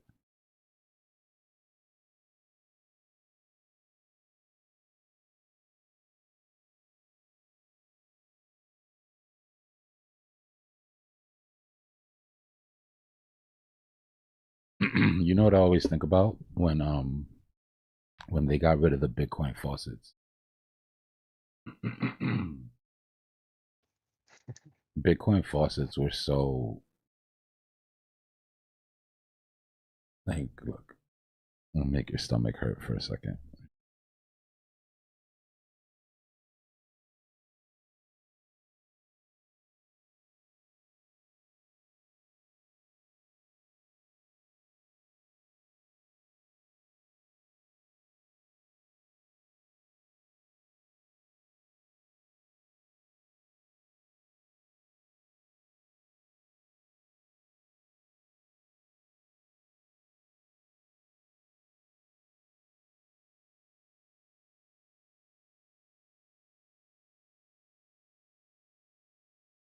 So, Bitcoin faucets. This is a screenshot from one of the faucets.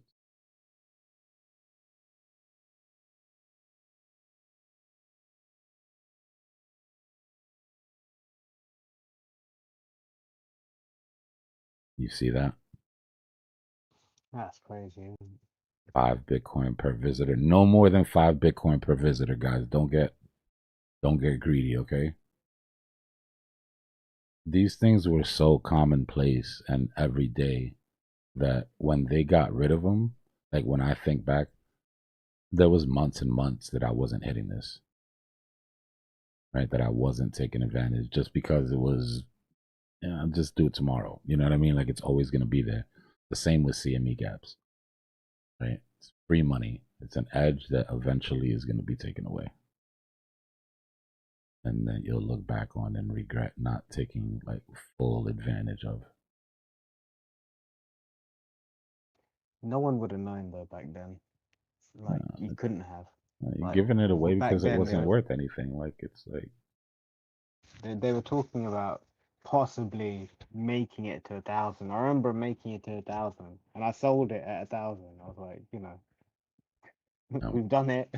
Go rate. That was crazy. it's one of my favorite old videos.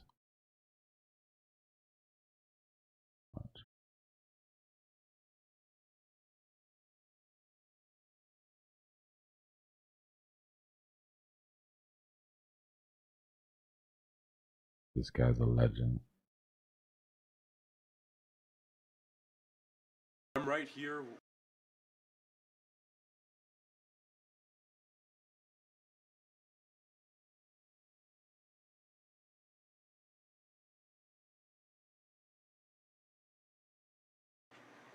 Bitcoin is now up to 100. I'm I'm right here watching history be made. Bitcoin is now up to $111. It's an all-time high, and it's continuing to rise. I've seen it break 3 times today. It went up to 110, and this is the highest that it's been. It's ridiculous. Last trade, 189 Bitcoin for $111. Oh my God. I just threw up a little bit. 189 Bitcoin for $111. At $111, you just sit on that.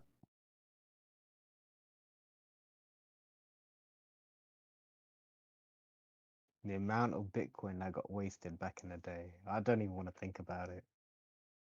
Yeah. The amount of Bitcoin that I put up in smoke, literally, that I just lit on fire and blew smoke clouds into the air with. I was just like finding ways to use it back then. It was like, what do I do with this stuff? Yeah. Like you couldn't really cash out. And then there was like local Bitcoin where you could eventually sell it. And then, yeah, you couldn't. And then the one exchange that did work, MT Gox, nicked all your money. Yeah, Jay, we don't have a public Discord anymore. It's private. We tried it. It didn't work out too well.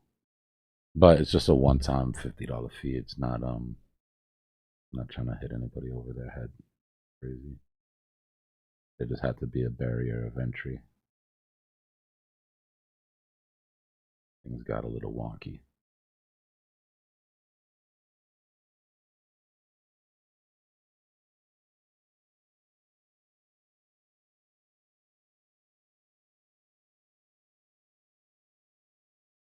Yeah, I know everybody's thinking I should have done this too, but after watching that, everybody's thinking the same thing. I'll answer the question for you right now.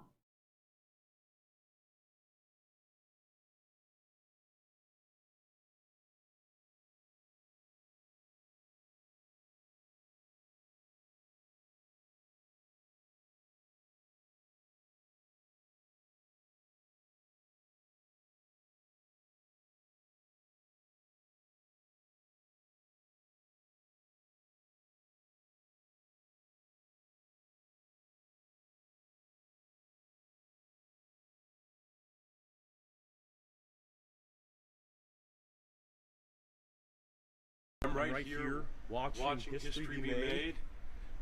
This is when it hit 100K. $111.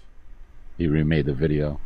It's an all-time high, and it's continuing to rise. I've seen it break 3 times today. It went up to 110, and this is the highest that it's been. It's ridiculous.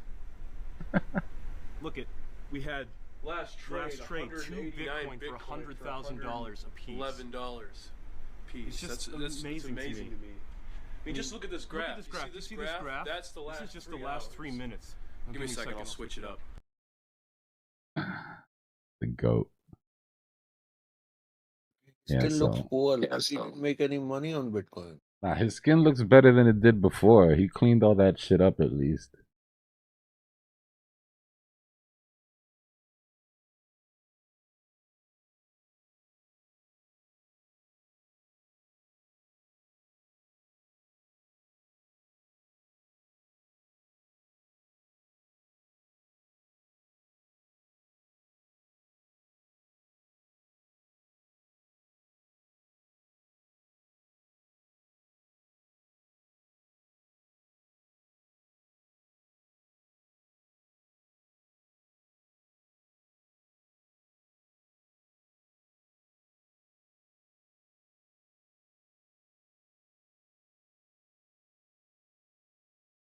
Nah, it's not, guys. Same guy. I'm right here watching history be made.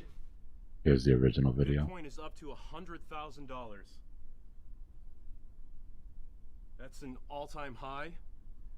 I saw it break twice today. It went up to 100,002, and this is the highest it's ever been. It's ridiculous. Look at, we had last trade 2 Bitcoin for $100,000 a piece. It's just amazing to me. I mean, look at this graph. Do you see this graph? This is just the last 3 minutes. Now give me a second, I'll switch it up. Thank you, Coinbase. And that's a wrap. Oh, Damn, rug pull he did on me.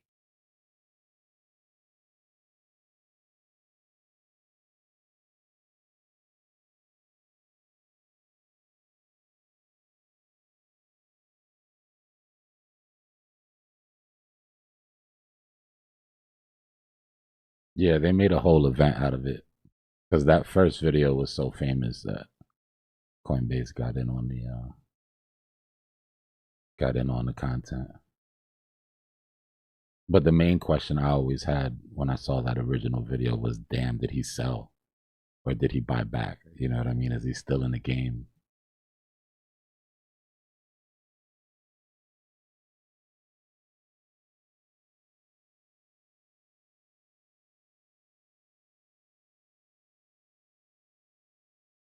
My favorite old school Bitcoin video was that Da Vinci video where he was begging everybody to please just buy one Bitcoin for $1.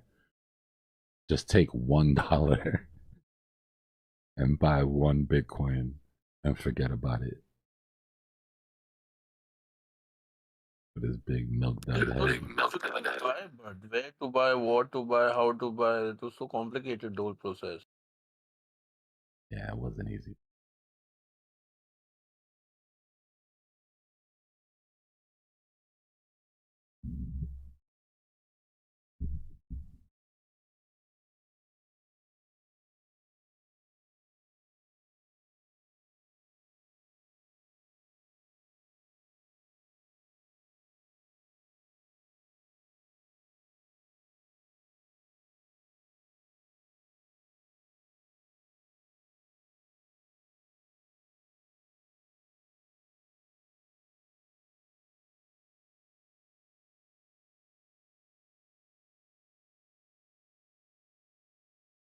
Yeah, but we're getting to the part in this, not even in this cycle, but we're getting into the part of this crypto journey where money's going to start to consolidate around actual value. It's like during the dot-com era when it came from everything with .com on it making $1 million to people starting to really realize, you know, what are going to be the ones that are going to be here for a while. Sui's got the next run to prove it. I think I think Sol proved it during this run. So Sol is basically here and good. During the last bear market, if you would have asked me, I would have told you the same exact thing. Sol has this run to prove it. Right? They had their big freshman year. They did great. Bam, bam, bam. They need to prove that they can come back from bear market. So Sui's going to be in the same boat. I don't have a lot of faith in brand new L1s at the moment unless they're specific, unless they're very like targeted L1s.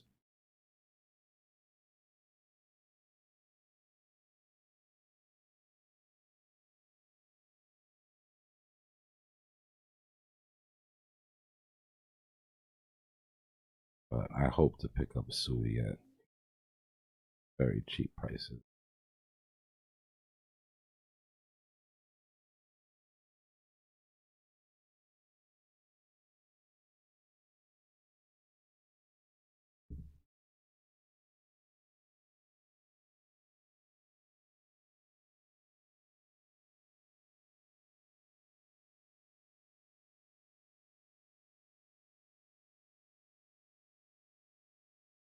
Because they had to.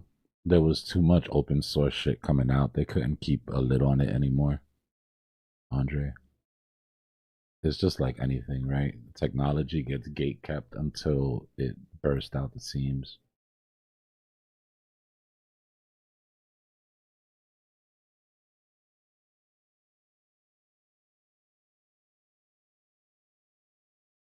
The same with the internet, right?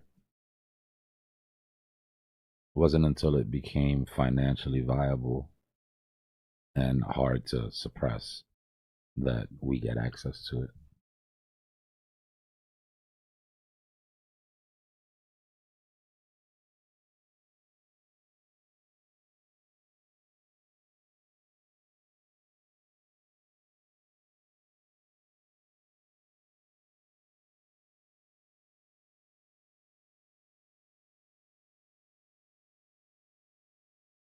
mean, I think we have enough short liquidations. If we scroll the chart down and just look on the 15-minute, I mean, we're jam-packed with short liquidations all the way to 92. But we're fighting sentiment. Right? The reason it's taking long, the speed at which it's taking is the speed at which it takes to convince people that the drop is done. Right? You've got a V shape from the drop here. So us degens that jumped in type 1 entries, you know, we're fairly convinced we've got our stop losses, but some people need to see another higher low, right? And then even when that breaks out, type 3 traders come in, some people are going to need to see a retracement to the neckline. And it takes time to convince all these people, especially after something like this.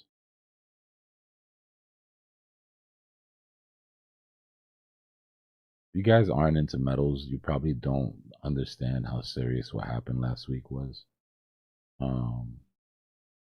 But yeah, this is a big deal. Everybody's really scared. You're talking about the number 1 and the number 2 asset by market cap on the planet being played with like if they were shit coins.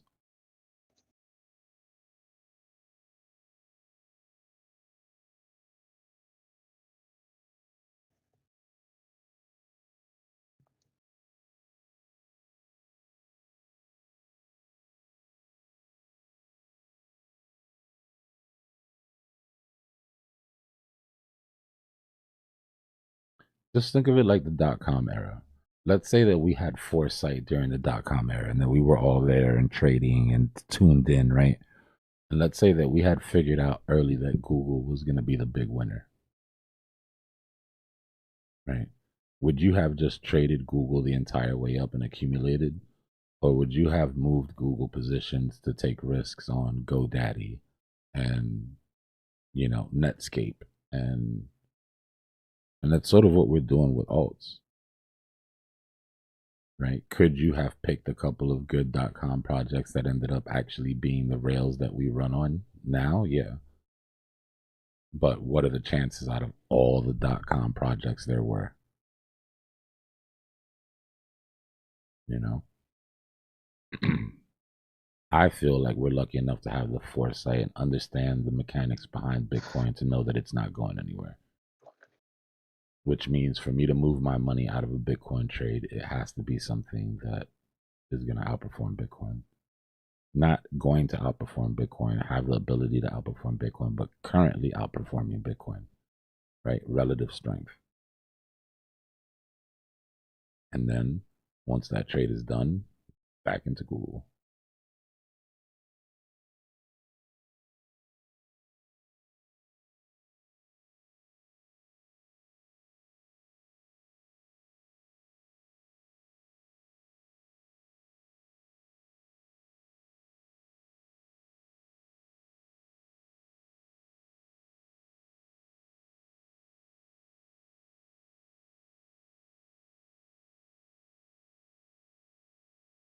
It's important to look at crypto as what it really is, which is web, excuse me, which is web 3.0.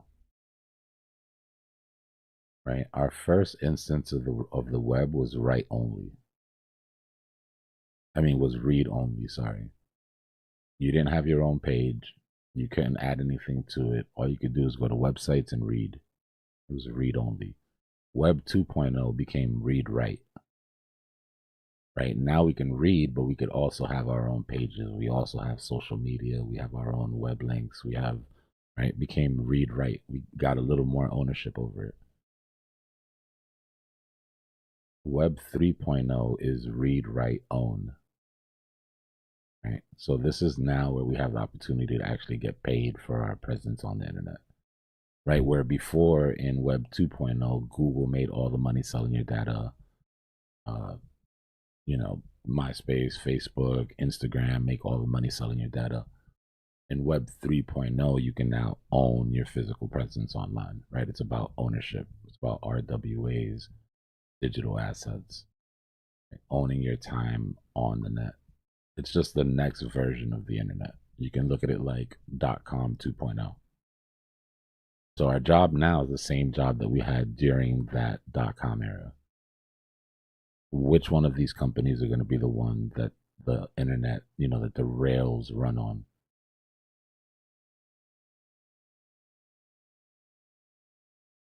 And then put our money behind those.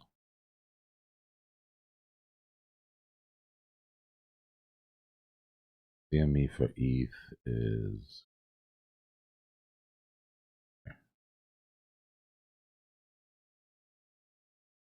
Bitcoin on the right, me on the left, CME on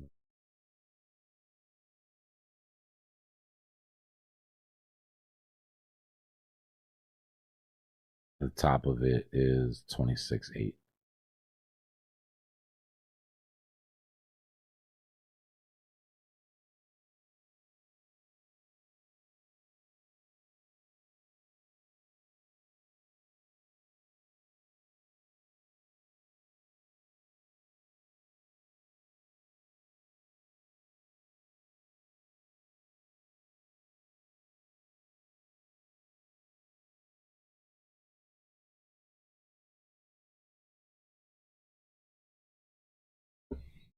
Asia's about to come in. Let's hope that they had enough blood yesterday.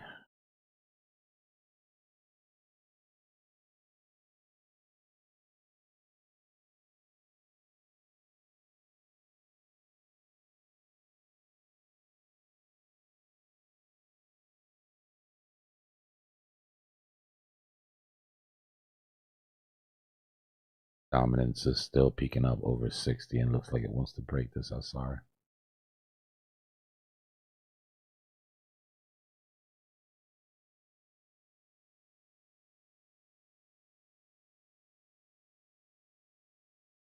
Yeah, I didn't pick up any sort of coding or anything in school, so I can only trade Web3. Hey, Dbloc, I'm trying to pull out all my BTC. What good spot am I looking at? I can't tell you that. That's like hardcore financial advice. I'm taking profit at the top of this CME gap though. Unless we see some serious volume start to kick in. Thank you.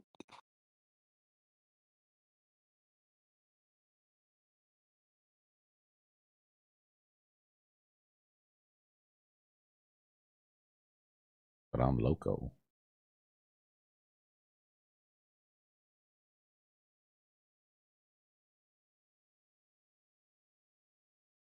Yeah, it cuts out the middleman wizard. It's the main thing that it does, right? In every industry we're in, we're cutting out the middleman. Whether it's successful or not is going to be ups and downs. But if you're an artist and you've got art, you don't need to give a gallery 50% of your damn earnings anymore. If you can digitize your art and you can sell it on, directly to consumer.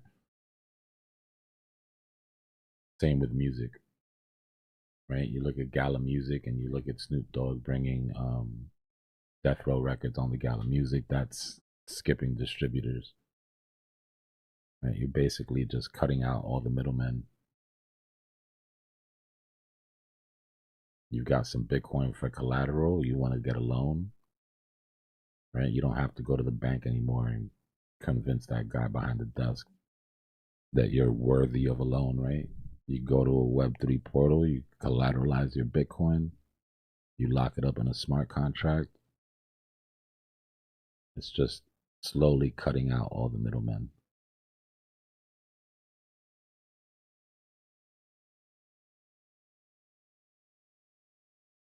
They've been getting paid for way too long for doing nothing.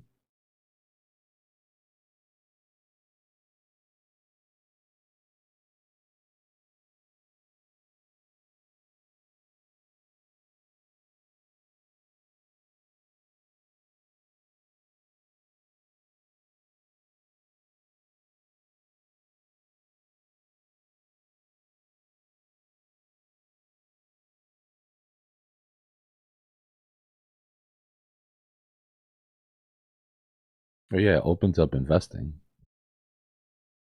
right? Like real estate investing isn't open to everybody. You have to be able to afford a house, or you have to have credit, right? But with when you can get 20 people together and go, split the price of a house, and it's all done by smart contract where nobody has to trust anybody, and it's all automatic, right? Done through some sort of DAO, then it opens up investing to a lot of people. All of this shit on Web3, all of the DeFi shit you get, all of the yield you get, all of the pools you can put your money. This shit is available on Legacy. It's been available for the longest for accredited investors. If you're not an accredited investor, you can even look at these type of opportunities. And to be an accredited investor, I mean, that's gone up. It used to be $1 million in the bank liquid. Now some places are looking at like 5. Coinbase needs you to have $5 million in the bank liquid aside from any sort of investments to be considered a sophisticated investor, as they call it.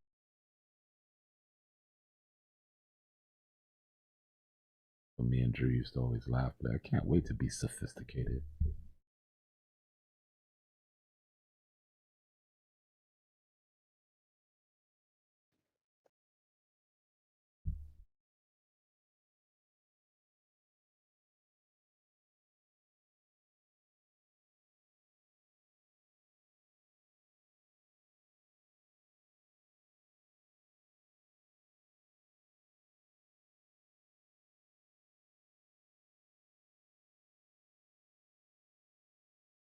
Well, it's like fractional ownership of art too, right? It's like on masterpieces, right? Where you couldn't buy a Picasso, but you can buy a fraction of a Picasso, right? And when that sells,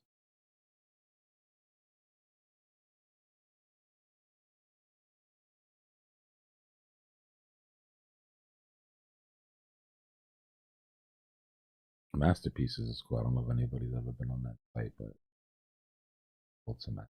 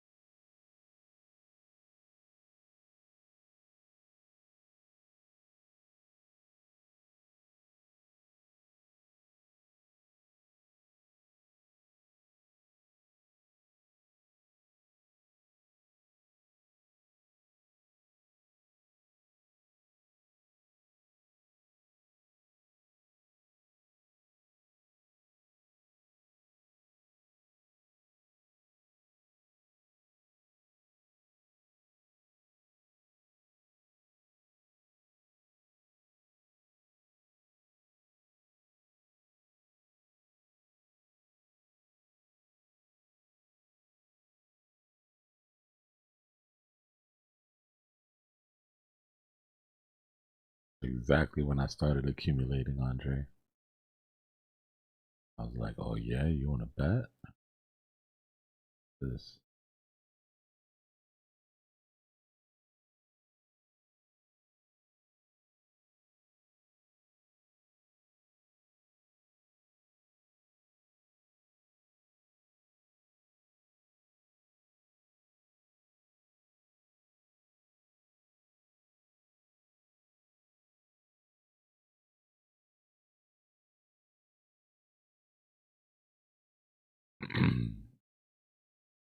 Your labor pays for your assets. The appreciation of your assets pays for your life.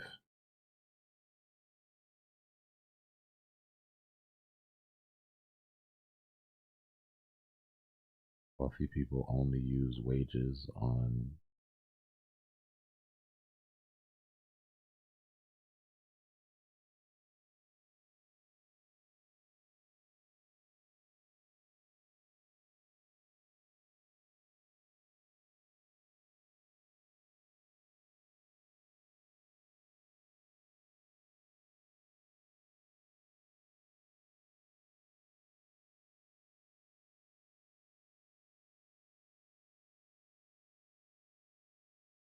silver's just sitting above that 50, trying to lock in that bullish market.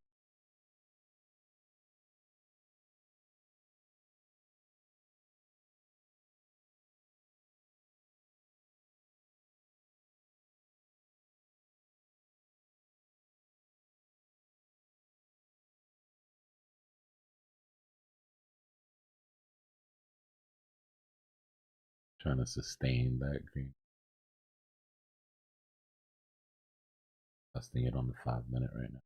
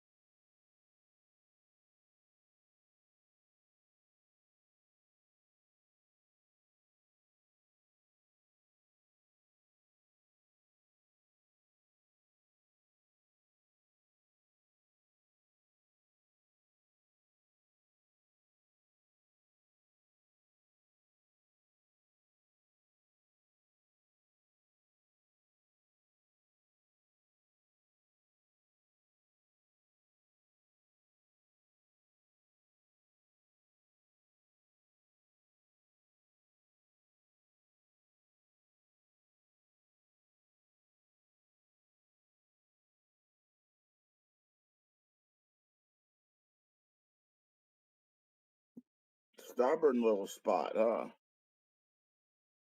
Mm-hmm.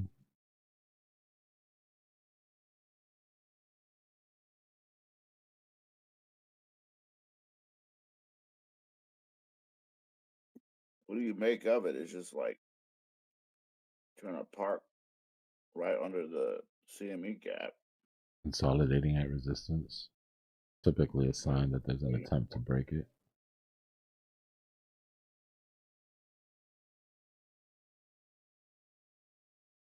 But we are piling up underneath. Yeah, it makes me want to think they're farming down there.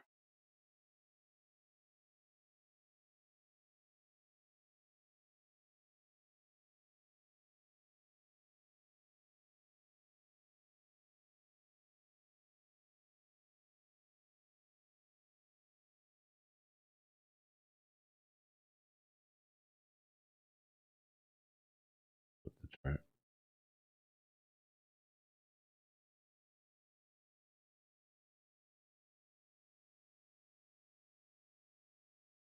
Would you comfortably long this W?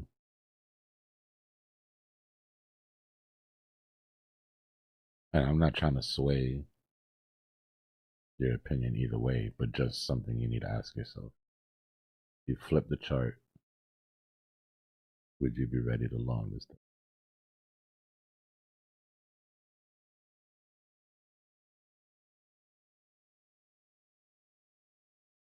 Well, damn, now that I look at it like that, that's not good.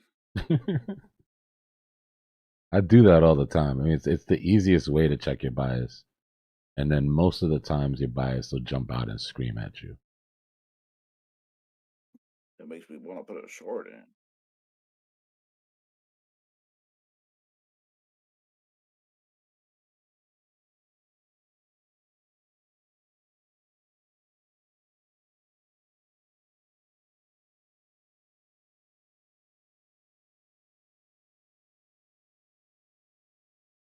It should be, but for most people it isn't.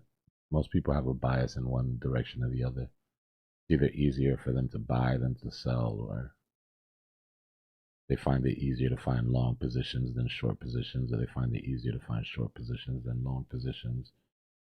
But that's all psychology. Exactly the same in both directions.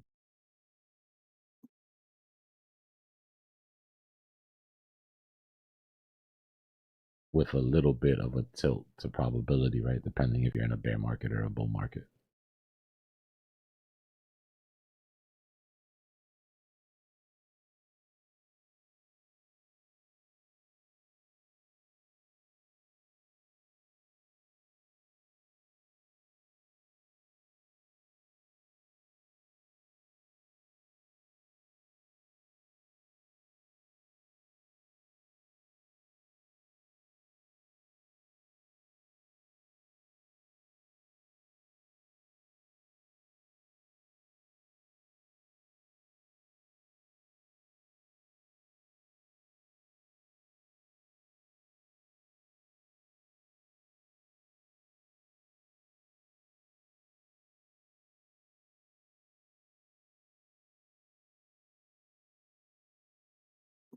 Maybe it's hard to see the short liquidations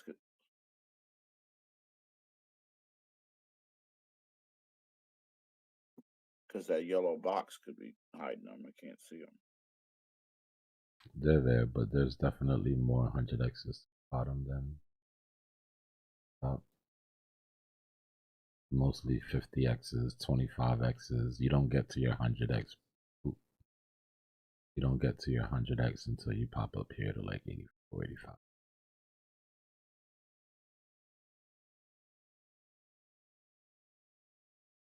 Oh, okay, I can see. And a little bit of red right there in this play.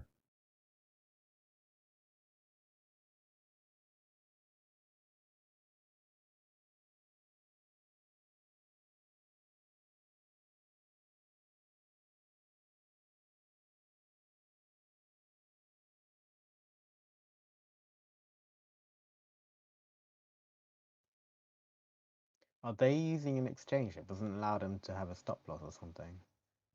Is that why they're still there? Or they just chancing it? You know, I ask myself that shit all the time. And when I'm feeling good about the market, I say, those are probably hedges. Right? They're hedged in both directions. They're willing to let one of their hedges get wiped so the other one pays out.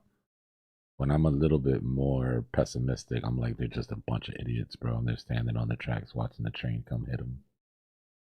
Right? Just pure degenerate risk taking. I think the truth probably lies somewhere in the middle, right? Probably a good amount of them that are hedging. And you'll hear people say it all the time. Oh, that's my hedge. You know, my stop loss is my liquidation or whatever. And some of them are just taking high levels of risk.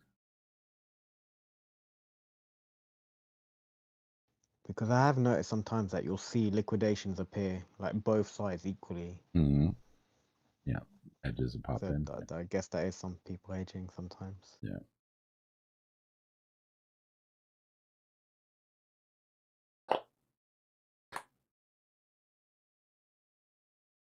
But even then, wouldn't you want to take profit from one side? And then Makes sense.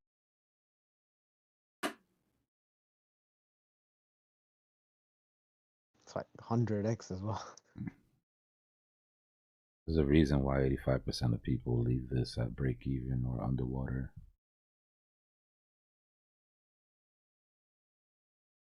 It's because they keep getting stopped out. Yeah.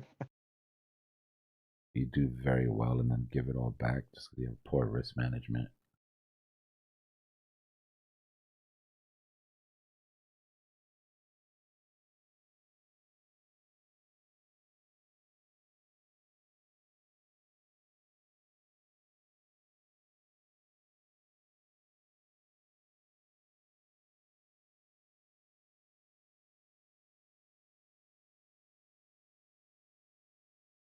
The real numbers are kind of sobering, right? Statistically, 85% will break even or lose money. Out of that 15% that's left, 10% will make, gains on their portfolio, but only about 5% will really make those like life-changing gains from from the bottom of one market to the other.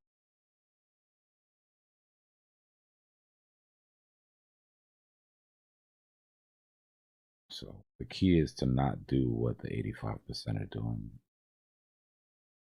Right? When the crowd is all piled up on one side, just try to remember that statistic.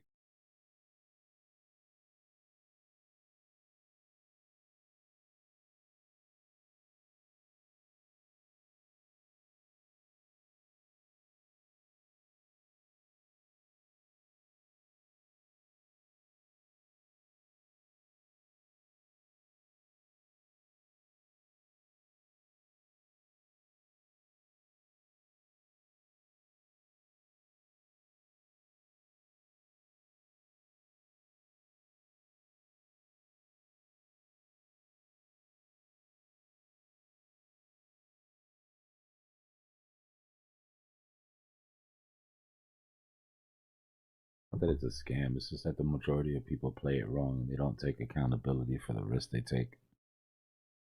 So when things go wrong, it's not that they took too much risk, right? It's that something's wrong with the market.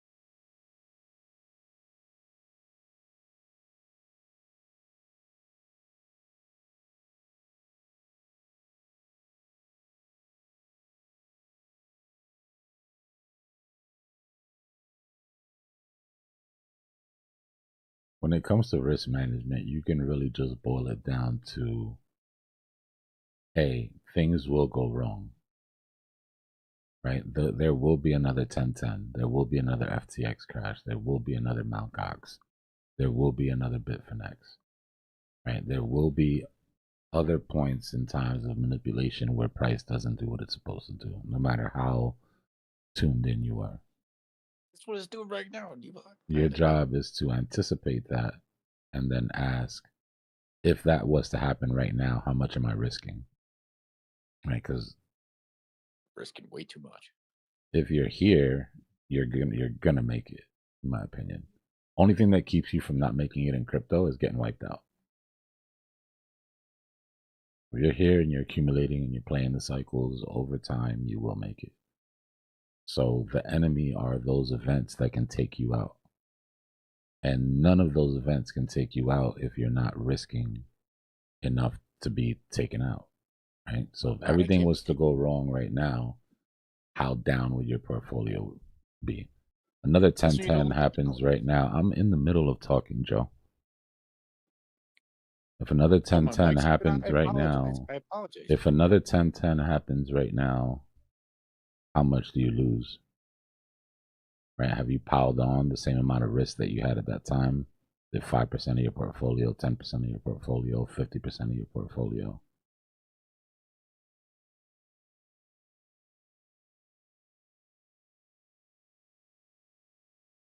Pretty basic.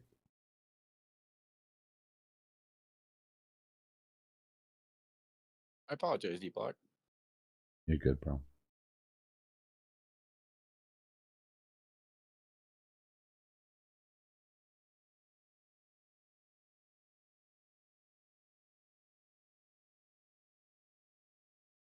Yep.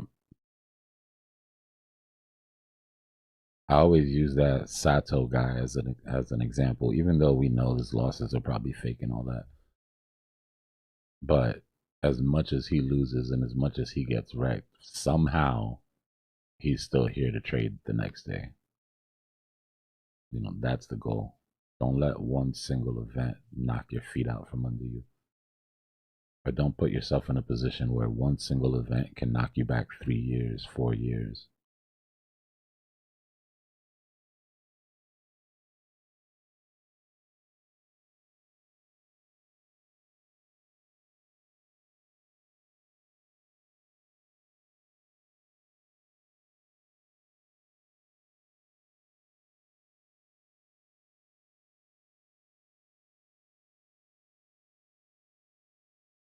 Nah, Club Zusi hasn't been on recently. I think Zusi took his profits.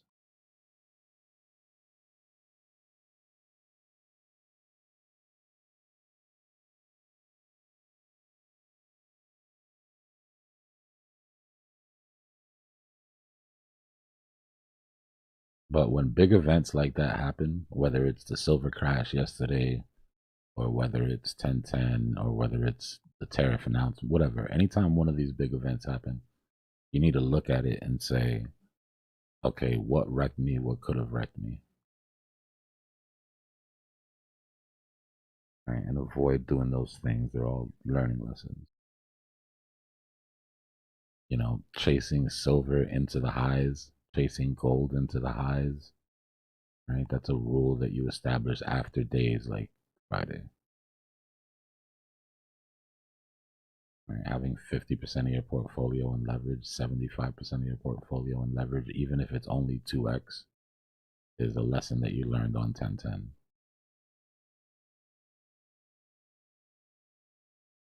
Right? Being emotional when it comes to news stories and buying into the FUD and, you know, exiting, running for the hills while everybody's scared are lessons that you heard on every single tariff drop that we've had. Right? All of them recovered.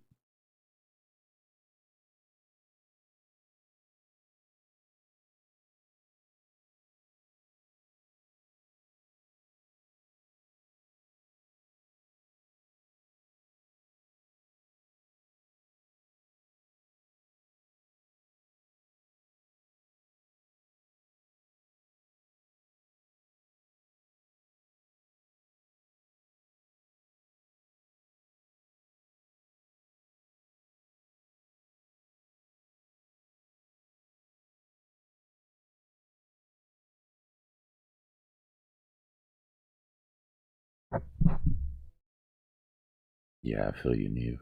I get a little impatient during the bear market too. I'm like, yo, money's just burning a hole in my pocket.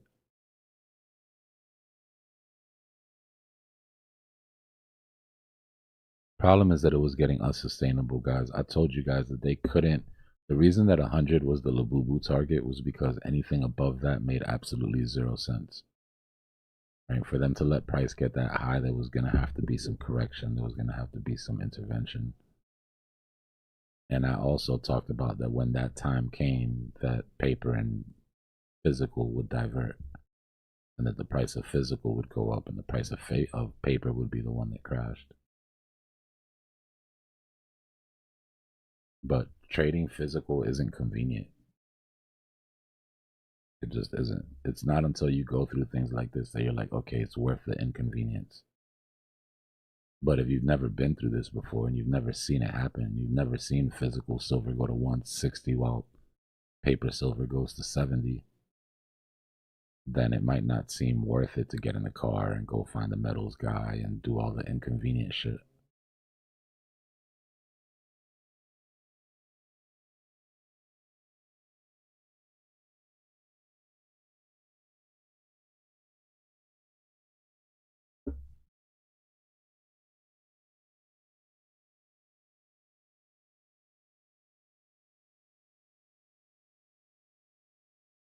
So CME put up its margin requirements 8 times in 2 weeks. Normally those margin requirements go up twice a year. So not only were they putting up the margin requirements, but they were keeping people from being able to close their trades as well with the stalls.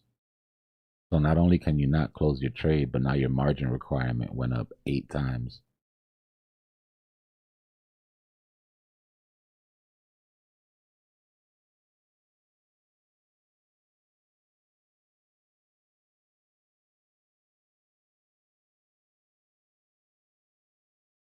The target for the W on silver would take you to around RT3.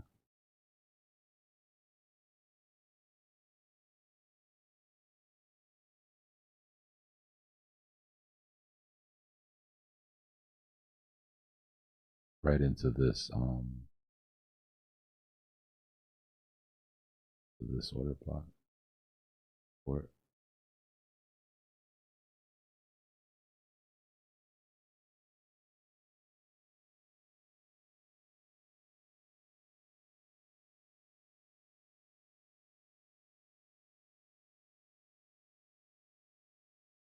you see the gap in the VPVR. Yeah, so you got a bit of a gap through this fast move here. Your high volume node is right around this range. And then your invalidation would be at 75. You'd probably cut it way before that. If you start to lose that 50, I would 15.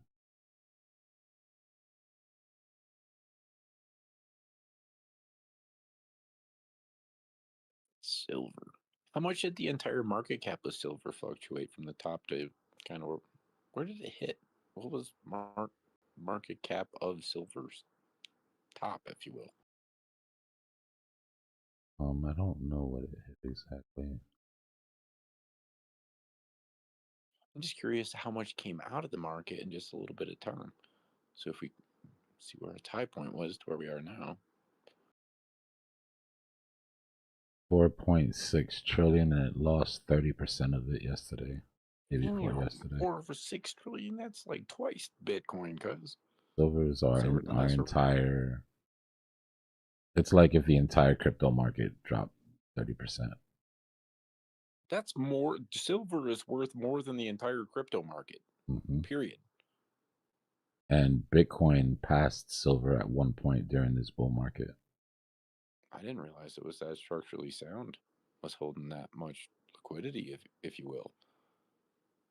Did that fluctuate really quick? Where was it? Where was it back down there? I mean, is that how much liquidity came in from the digital part of it, or is that only That's on what the came in solid from silver? M2. That's that bump on M2 we saw that didn't come into crypto. It all went somewhere, Dbloc. The shiny rocks. This is making a lot more sense to me. It really is. Like, thanks so much. I'm sorry I mumbled that at you, but Good. Makes a lot of sense.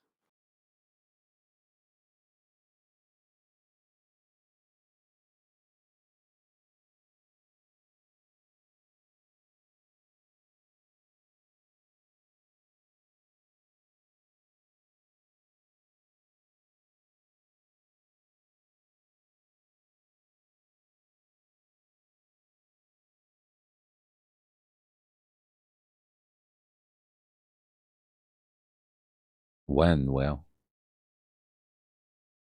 like, almost positive we're gonna have a bull market, but it's not gonna be till the end of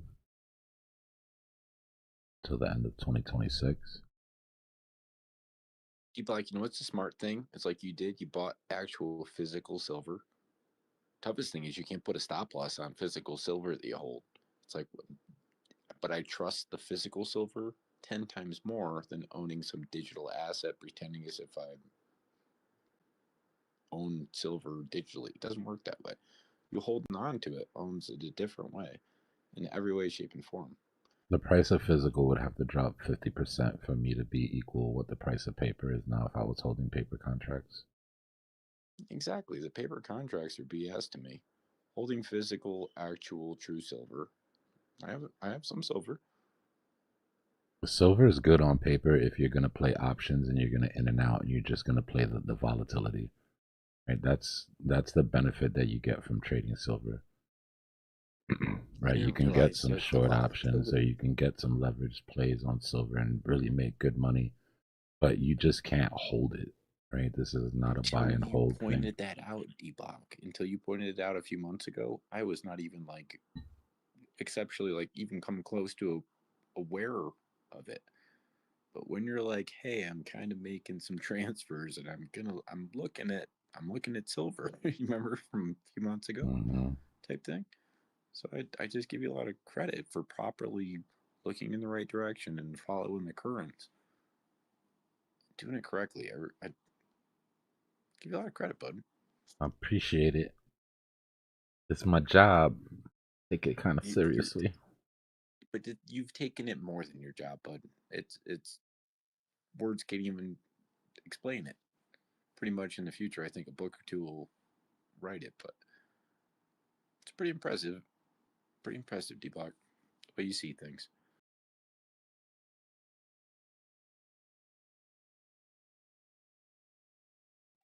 You ride by the seat of your pants, but in the right way. The rest of us just hold on to the seat of our pants, expecting we're going the right direction. You just seem to know what you're always doing. I'm proud of you. Appreciate that, Joe.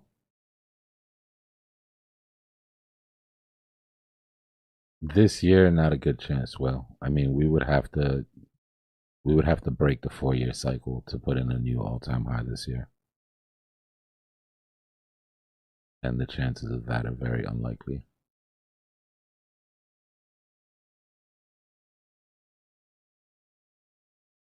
Don't shoot the messenger.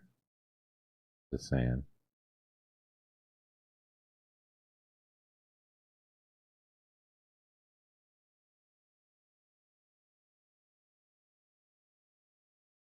That being said, there's still plenty of money to be made.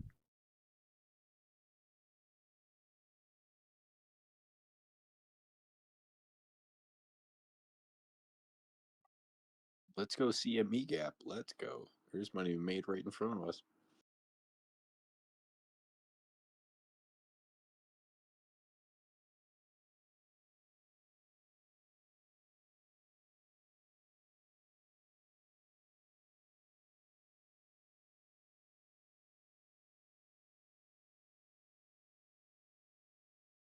Dbloc, none of my orders placed down there at that 73 area down to that 72, so kind of nervous I'm not going to leave those sitting there. I think I might put them in like a 71.68 for this next rhythm of the rhyme, but what I also learned is that it's easier to stand on the sidelines sometimes when things are on their next realm of dipping low.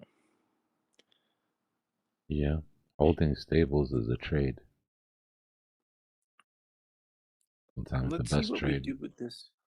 Let's see what we do with this entire like support structure that you say we're kind of about. I mean, it's beautiful the way that little purple ribbon that goes all the way back to as we were coming up from here.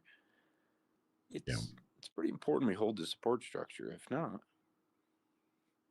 fully understand and expect where to go. So at least I'm not like shooting in the dust.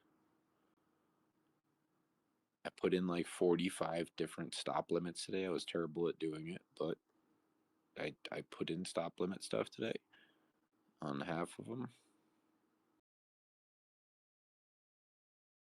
You can actually run this back even.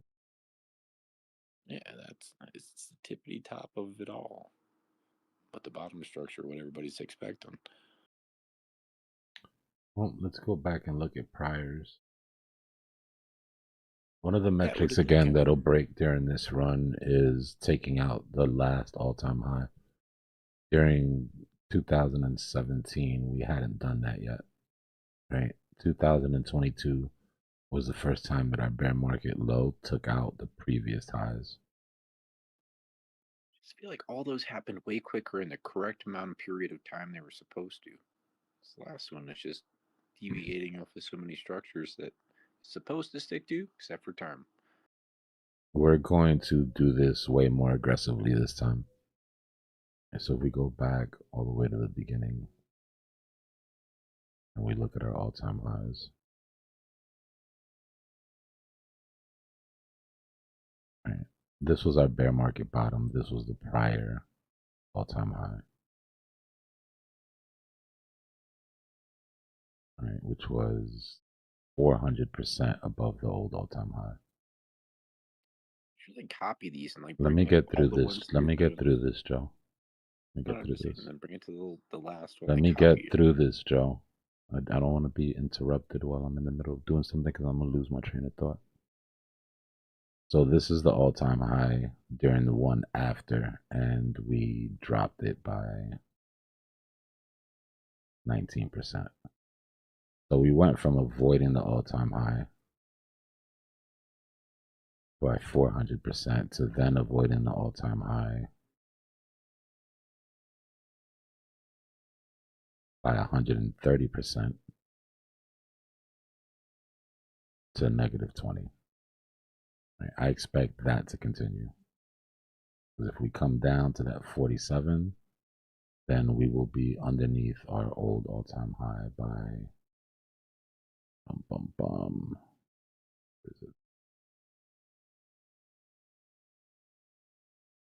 we'll be below that by 30%. And that support structure kind of thing, yeah, 30% below there. Yep.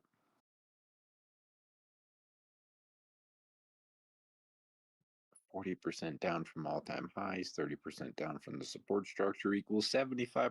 Let's go. Dbloc, I didn't mean to interrupt you. I apologize. Just you gotta let me talk, bro. Every Well, moment of how silence about isn't a this? time for you to jump in. What I was trying to say is, you know how like a long time, like 4 years ago, when you like grabbed like the last year's structure and you kind of like overlaid it, and you're like, yo, I think we're going down to like 13. What if you were to take all of those instead of just last year's structure and kind of interlay them? And if you were to copy and paste like all those ones you're just kind of looking at, and then just overlay like all four of the last structures and see how we're kind of, you know what I mean? Why I've don't you always seen them do it like and see what compared. you get, and then show me, and I'll look it over and tell you what I think. No, but you're good with that copy and paste. How you can like Oh, you're dip in. super. You can figure it out, Joe. You're very strong. You're a very smart guy. But for that, you have to open a chart. No, I just don't know if you've ever done that, because I love when you grab it from last structure, when you did it, bro, when that red diamond showed up. I remember it was a little bit after that. It was like a week or so, and then I just didn't know if you've ever taken all of them and overlapped them together. No, That's all my question is. I haven't.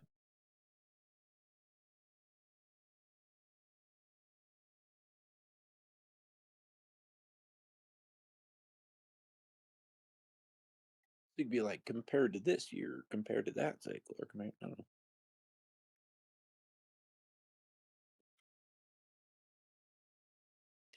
People like you taught me so much. I just have too many dumb questions all the time, and I mumble at you and I interrupt people, and I just can't say sorry enough. But thank you at the same time. So I'll stop talking. Everybody have a good night. Do your thing. I just wonder if it's easier for market maker to come down and swoop those first and then skyrocket up, fill the CME.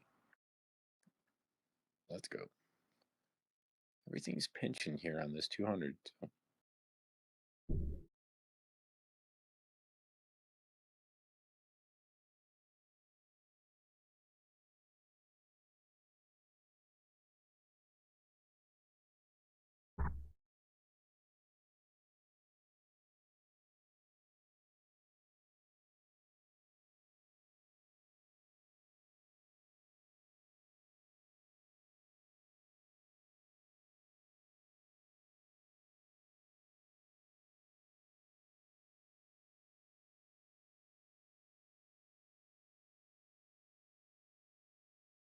Gold doesn't move on a 4-year cycle, Def. It moves on a 60-year commodity, 30-year half-life, 15-year quarter life cycle.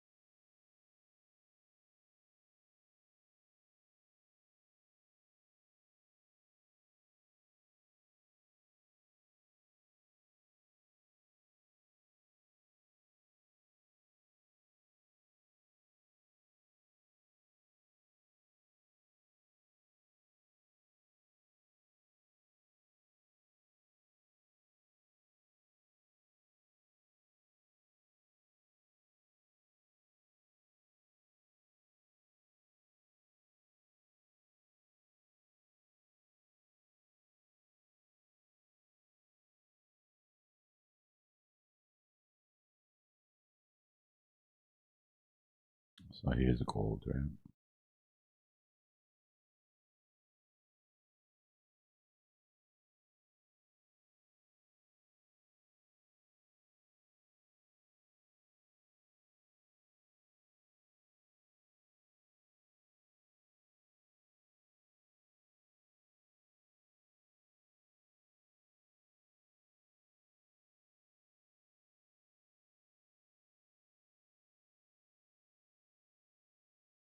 You see how gold's down cycle took almost 2 whole cycles for us, right? And its up cycle has been almost 2 entire cycles.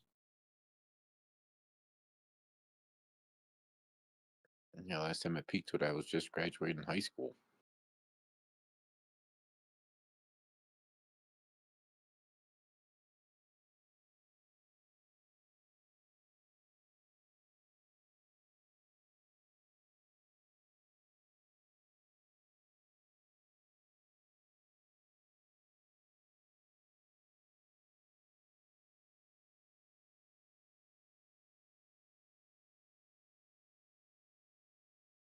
This is how we judge gold by M2.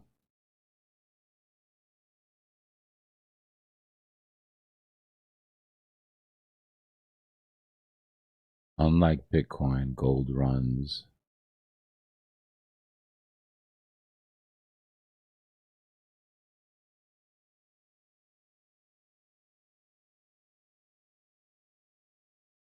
Unlike Bitcoin, gold runs at a 0 offset to M2.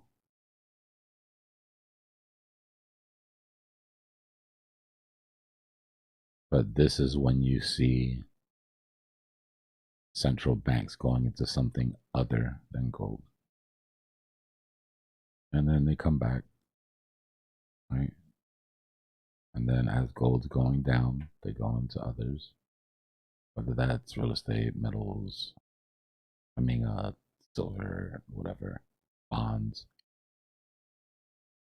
But right now we've been pretty locked, right? From about 2021. As M2 goes up, gold goes up. As M2 goes down, gold goes down. That's because the very first thing that central banks do when they print before they send money out is that they buy metals. Because they understand that what they're printing is worthless.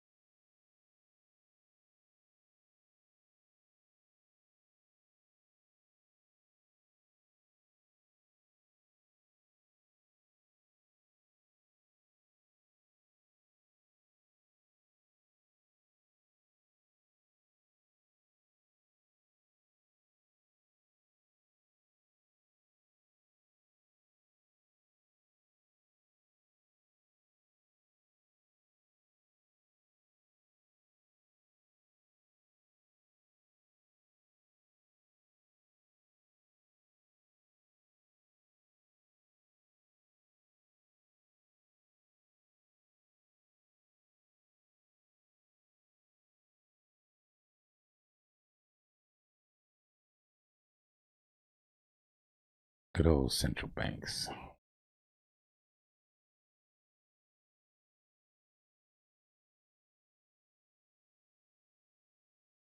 Yeah, it seems like a lot of panic on the weekend was sort of figured out by the time markets opened. Everybody was expecting a bigger drop today.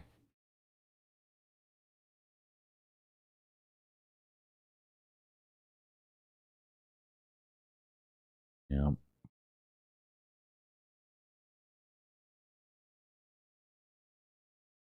Since we're the only dummies open on the weekend, we get the shit end of the stick.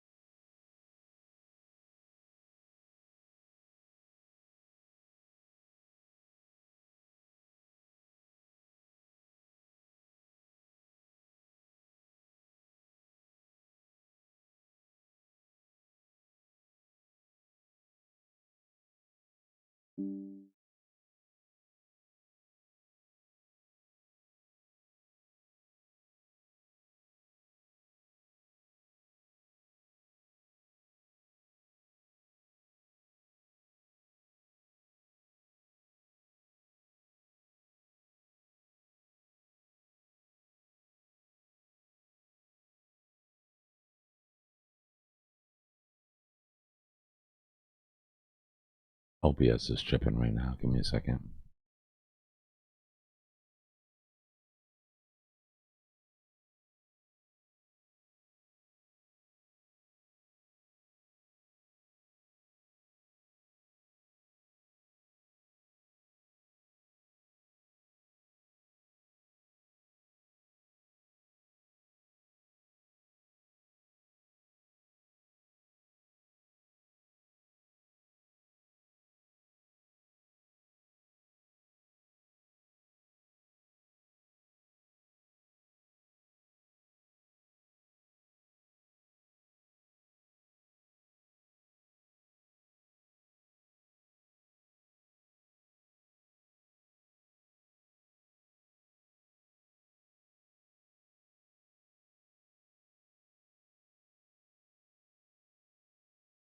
I might have to restart stream here in a second. No.